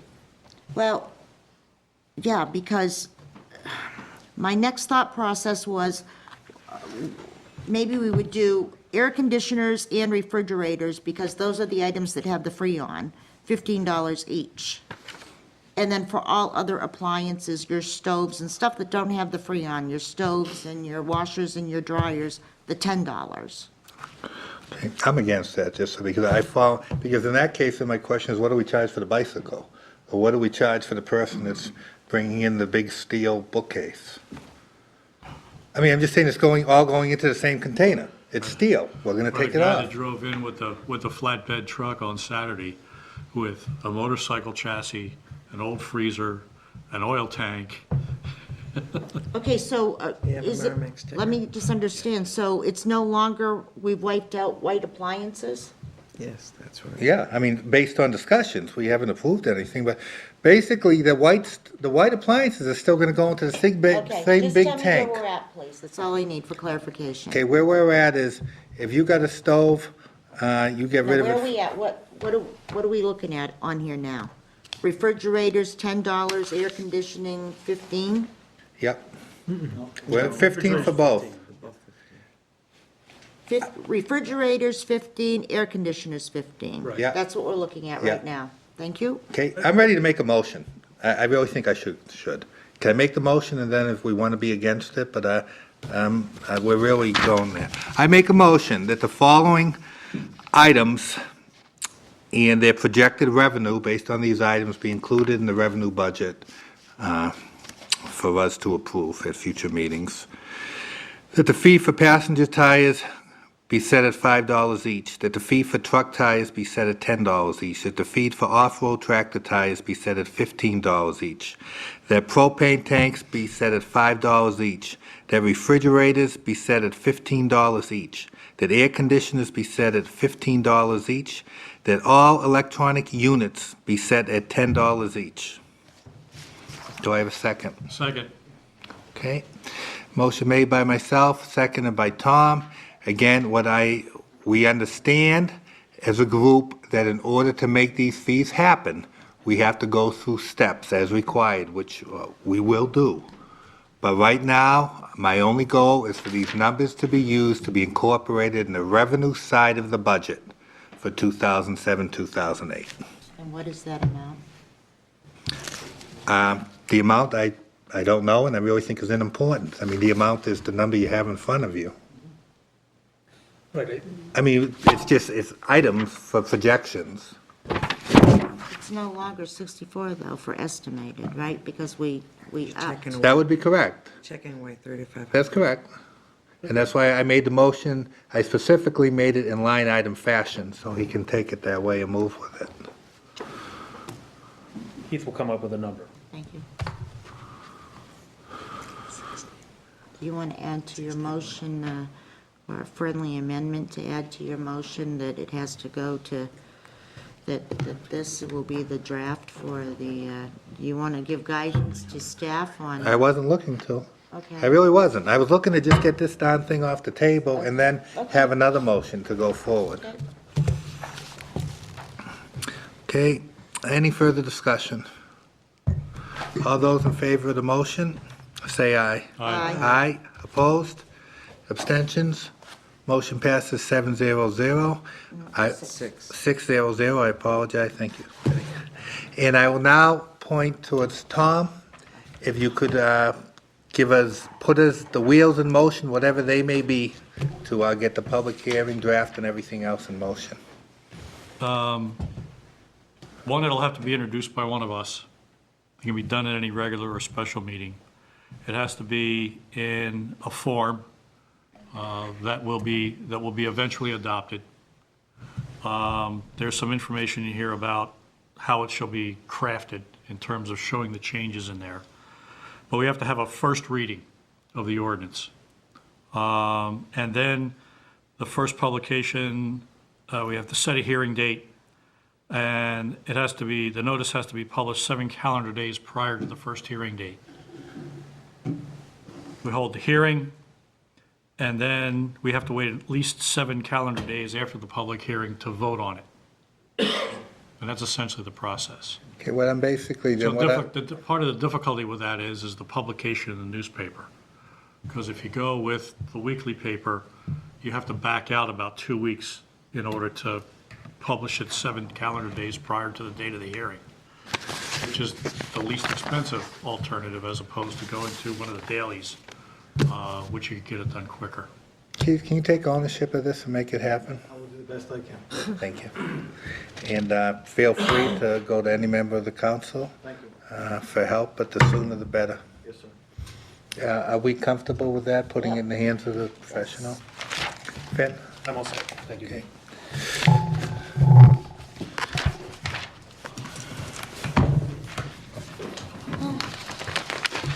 I want to stress, I'm not trying to be abrupt or not, it's just, I know how when this gets late, we all have a tendency to muddle, and I just was trying to just push it off our plate. And call people different names. I want to compliment the chairman on his forceful conduct of this evening's meeting.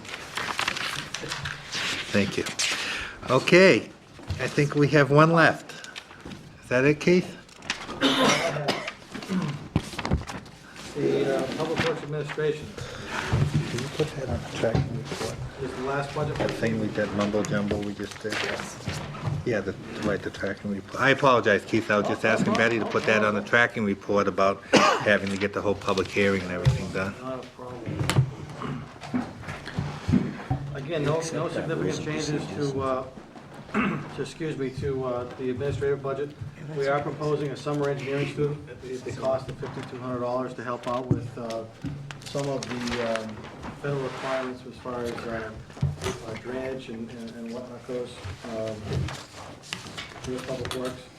But beyond that, again, there are no, the Public Works Director, Deputy Public Works Director, who are salaried, an office manager who is not salaried. And other than that, there are really no changes to the budget from what you've seen in past years. The one thing that I would want to highlight at the bottom of the budget on the third page, you've got a capital reserve fund, where it's proposed to have $333,000 deposited into the sewer line extension capital reserve fund. And My recommendation was to fund it at the same level as the 2006-07 budget, at $115,000. That's all I have. Okay. Ed, if you could hit the obligatory stuff that Betty had asked at the beginning, that you guys have all been hitting as far as vehicles and salary. Well, as Keith said, we have two salaried positions and one that's hourly. The secretary position is hourly. We don't have any on-call rotation. We don't have any town vehicles going home. I think that's it. Okay, do we have any allotments for town vehicles, mileage or anything? I mean, the same as, do we I have a car allowance for my car. Okay, and is that something that is, again, it's not part of the salary, but is that something you have to pay taxes on? Yes, I Yes, pay it does. taxes on it. Okay. Okay, then I guess we'll begin with questions at Tom's side. Tom?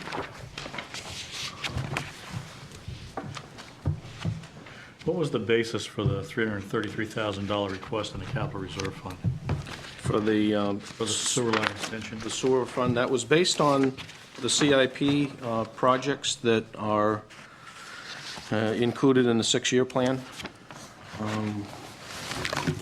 And I've got the CIP here, but we That's can, I mean, we enough. can certainly talk about those Yeah, in detail. that's if you enough. want. I just wanted to know, where it came from. Up in 8504, you had computer equipment for 2,000. What's that for?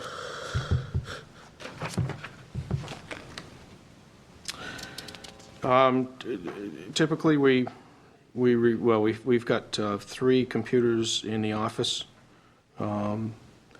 Periodically, we recycle, upgrade computers. That's what that's for.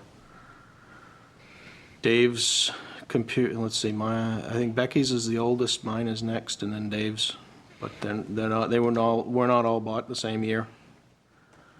Roughly So- how old are they? The oldest one is probably 7 years, 6, 7 years at least. Mine is 3 and Dave's is 1. Okay. I'm all set, thank you. Thank you, Tom. Nancy? I have no questions at the Mike? moment. Mike? Just one for a little clarification. Where it says 8102, and it's almost in all the departments, and it says clerical, office manager, is that, I don't mean to be, crass or anything, that's the same as secretary, isn't it? I'm all set, thank you. Okay. I'm all set. Betty?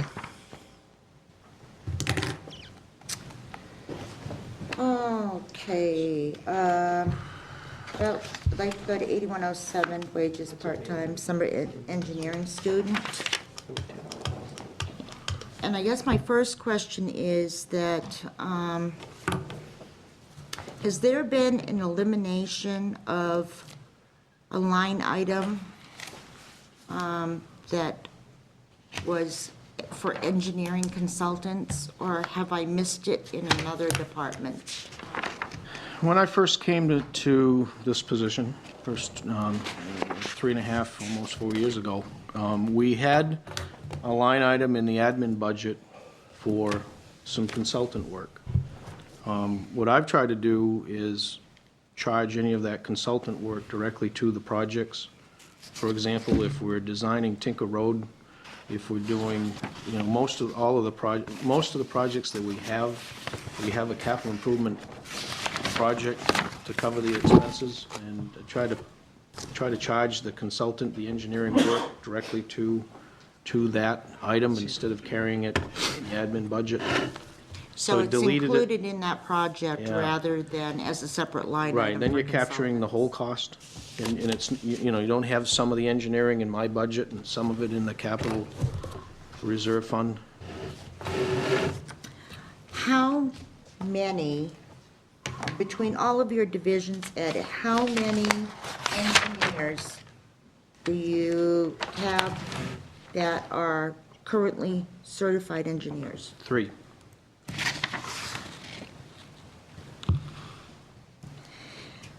Are those 3 engineers utilized to, what are the 3 engineers, which I take you and Dave and Kyle? Kyle? Do you perform engineering duties? So I haven't stamped anything since I've been here. I don't know that Dave has. A lot of what we do is review plans. We manage consultant contracts, negotiate contracts, consultant contracts, use basically our engineering knowledge and expertise in the development of plans for the town, or review of plans for the town, whether it's the $4.6 million wastewater project or putting together a project to rebuild Bedford Road Bridge, Bedford Road as a matter of the result of the Mother's Day flood. Is there a reason why you're not stamping anything? Not stamping anything, probably because I don't generate anything individually out of my office that we're bidding. We might generate a plan for drainage improvements. For example, down on Star Drive, we did a little in-house design for drainage improvements down on Star Drive, which the Highway Division is building. Didn't go out to bid. Okay, this brings me back to 8107. They're asking for a summer engineering student. Yes. What is that engineering student going to do? As a main part of our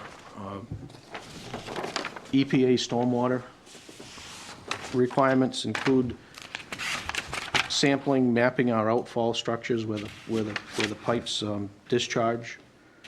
We've got a lot of work to do. We're gonna have to rewrite a new permit. We're gonna have to map our outfalls. We've got, every time it rains, the phone rings with people who have drainage problems, and if we have an engineering student, we had an engineering student for a couple weeks, that person was able to go out with one of our highway foremen, or might be able to go out with Kyle, and put together a little plan to include some catch basins and some drainage upgrades. You get a lot of value out of a summer engineering student for a lot of different things. Could assist with the pavement survey, the pavement management survey.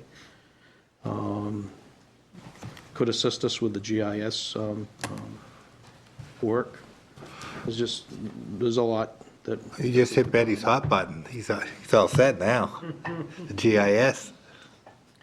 Mr. Chairman, before we go any Charge. further, I've just noticed the time, and I would like to make an extension now that we're The in matter's our... under discussion. You can continue until we've completed action. Okay, not just on this matter, but I'd just like to, since this is our last review, Yeah. department review, Yep. I didn't know if there's a formality where I would like to continue until we're done with the department, because that will complete Yep. our scheduled... We all good with that? Yeah, I'm glad, Betty, I'm glad an exercise that you brought it up to remind us all, because I was just used to the old 11 o'clock. Yeah. Continue. I think we're all in agreement, we need to get this done. Try to go by the rules. Okay, okay, well, like Dave said, you said GIS, so, This is our primary GIS person. you know how to use your words, don't you? Sound like Chief Divine to me. A lot of similarities, a lot of similarities. Pro. Okay, that must be why, and that's my next question, under 8270, there was $260 appropriated for State of New Hampshire professional engineer license. It's now nothing. That's a license that's good for 2 years. And Dave and I just renewed, so we're good for 2 years. 2 years. What about Kyle? Would be in the highway division if his is up for renewal, and I don't remember looking specifically at his budget to see if it's in there or not, but it's a 2-year license. It's $130. Okay, well, can we make sure that, I mean, if he is a qualified engineer, we certainly wouldn't want to lose his licensing in the event that we need to utilize some of that, so I don't want to go back to that budget, but if we can just make sure that that's taken care of, Okay. that will be good.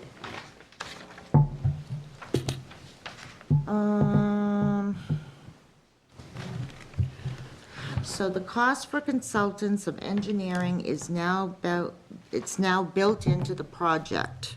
Correct. So I guess that when we approve a project, we have to say, we would have to ask how much of the cost of this project is estimated out for consultants. Sure. And as we put together the CIP, Yeah. we reflected the engineering component in there. And in a lot of cases, if you look across the schedule, the 6-year schedule, Yeah. you'll see a 10%, generally 10% of the total project cost Yeah. comes in the first year, and that's the engineering component, and then you get into the construction phase. And then, Okay, thank you, Betty. Finn? I'm all set, Dave. I did have something. May I have a follow-up Yes. question to the engineering? If there are other departments in the town that require engineering services, do you do that, or does it always go out? We do a lot, we assist all of the departments in the town, whether it's, But where you would need to use your stamp? Our engineering design capability is really pretty limited. I mean, we don't have drafting tables, we don't have the software to do engineering design. We frankly don't have the time to do a lot of engineering design. I think our time is best served by doing the detailed review, writing the specs, assisting with the specs and the plans, and negotiating the contracts.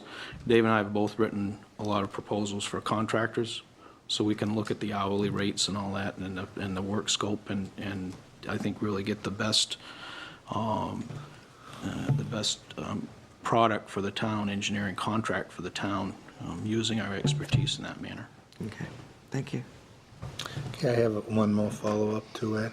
Could I have, for the council, a copy of the job descriptions for your position and for the deputy's position, Sure.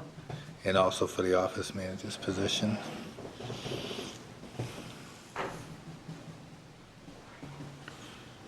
Okay, does anybody have anything else? Yes, Ed? Can I just add one thing quickly? As you think about Public Works budgets, and we have a number of divisions, but just for this year, the admin budget, highway, solid waste, equipment maintenance, buildings and grounds, those 5 divisions that are tax-supported divisions, the 0708 budget request is $51,000 less than current year. So that's the net effect on the Public Works. A lot of that is the reduction in fuel costs, right? No, it's staff reductions and. I'm just saying, I heard the town manager say that a lot of it was fuel, that we got a big reduction in fuel. We have some reduction in fuel, but Could you tell me how much, and give me the number of, for those departments Ed mentioned, just what the reduction in fuel is overall? That's the stuff that confuses me, because 3 hours ago, I thought he was attributing one of the things was the fuel, and then you kind of was saying that it really wasn't as much. So I just got to get in my head how much is the fuel that has caused this reduction. yeah, I mean, fuel certainly in highway, but in my admin division, basically is no fuel. And how much was your division alone by itself? How much lower? Mine was the admin budget is slightly up, but if Okay. you take all of these if you take all of these divisions collectively, the overall for the 5 is down 51,000. Right, so I'm just saying, in theory, one of the divisions that has no fuel in it is one of the ones that's up. So, just might be something to look into. Thank you. Anything else? Okay, public comments? I don't see any. Bruce, you got any jokes or anything? Too late at night. Okay, then with that being said, Keith, you got anything? All right, my hopes would be that we're all going to see each other tomorrow at 6. And the only thing I will say is, again, there is nothing wrong with communicating as individuals. When 4 communicate, it would be considered a quorum and an illegal meeting. But there is nothing wrong with us letting each other know a feel for where we are, because as I've said, my goal, when I come to vote on Monday, would be to have a level budget, period, including the raises to be level. And I've heard a lot of talk this evening, talk that I agree with, I might add, is as far as trying to add to the infrastructure and that, and if any councils knew they were going to be bringing additions of 100,000 or whatever the different budgets, I myself would like to know that so that I can cut another $100,000 out of the budget for my proposal. So it is not a bad thing to communicate one-on-one. I think it might help the process. So I would welcome anyone that is, feels they're going to be adding something to let me know. So again, I can look for more to cut. Yes, Mike? Quick question on raises for non-union people. Did those positions get raises this year? Yes. Non-union? Yeah. They did. And just to let you know, I have asked Keith, I think I mentioned to Finley, I'm not sure I mentioned to the rest of you on break, I have asked Keith to come up with a proposal, what he feels would be the proper amount, and to put it in a letter form for backup for us for Monday, so we at least have a starting point. And may I do one quick shout out? You can do anything. I was having dinner on Babusick Lake, not on at a home on Babusick Lake Road. I knew someone was going to You jump don't at have me a home. and correct me.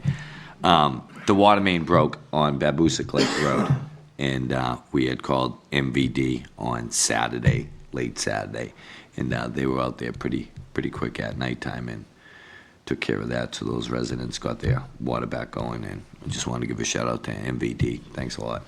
And again, we'd like to thank the MVD for the water they supply. I also would like to give a shout out. See, I was already shut up, but you got going, so I got to one-up you. I want to say, watching Paul McCallie the last 2 years, or 2.5 years, to see how well he has done and improved and blossomed in his job, I feel he has just been superb. I mean, how many of us have watched the last few nights? Anytime there was a question, no matter what it is, Paul is the guy on top of it. I mean, has the answers. Fantastic job. I mean, who would have thought 2 years ago you'd be the dynamic superstar you are today? You realize I have to get up and work with him tomorrow now? Painful enough as it is. Yes, sir. He's a Jets fan. Okay, I will take a motion to adjourn. So moved. Second?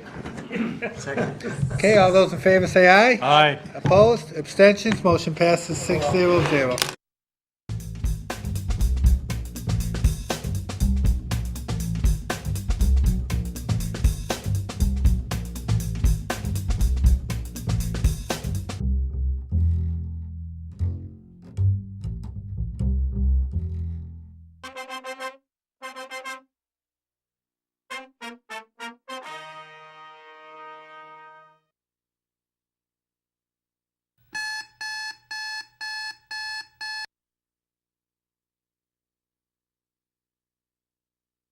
Hello, Merrimack, and welcome to my TV show.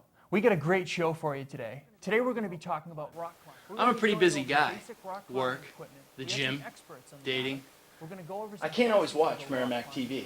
So every morning when I wake up, I put on the patch. Merrimack TV has cameras, editing facilities, even a TV studio, and training for all of it, free to Merrimack residents.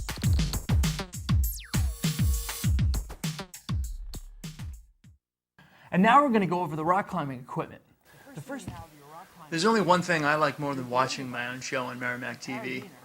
Bag and ball, harness, rope, and that's making my own show on Merrimack TV.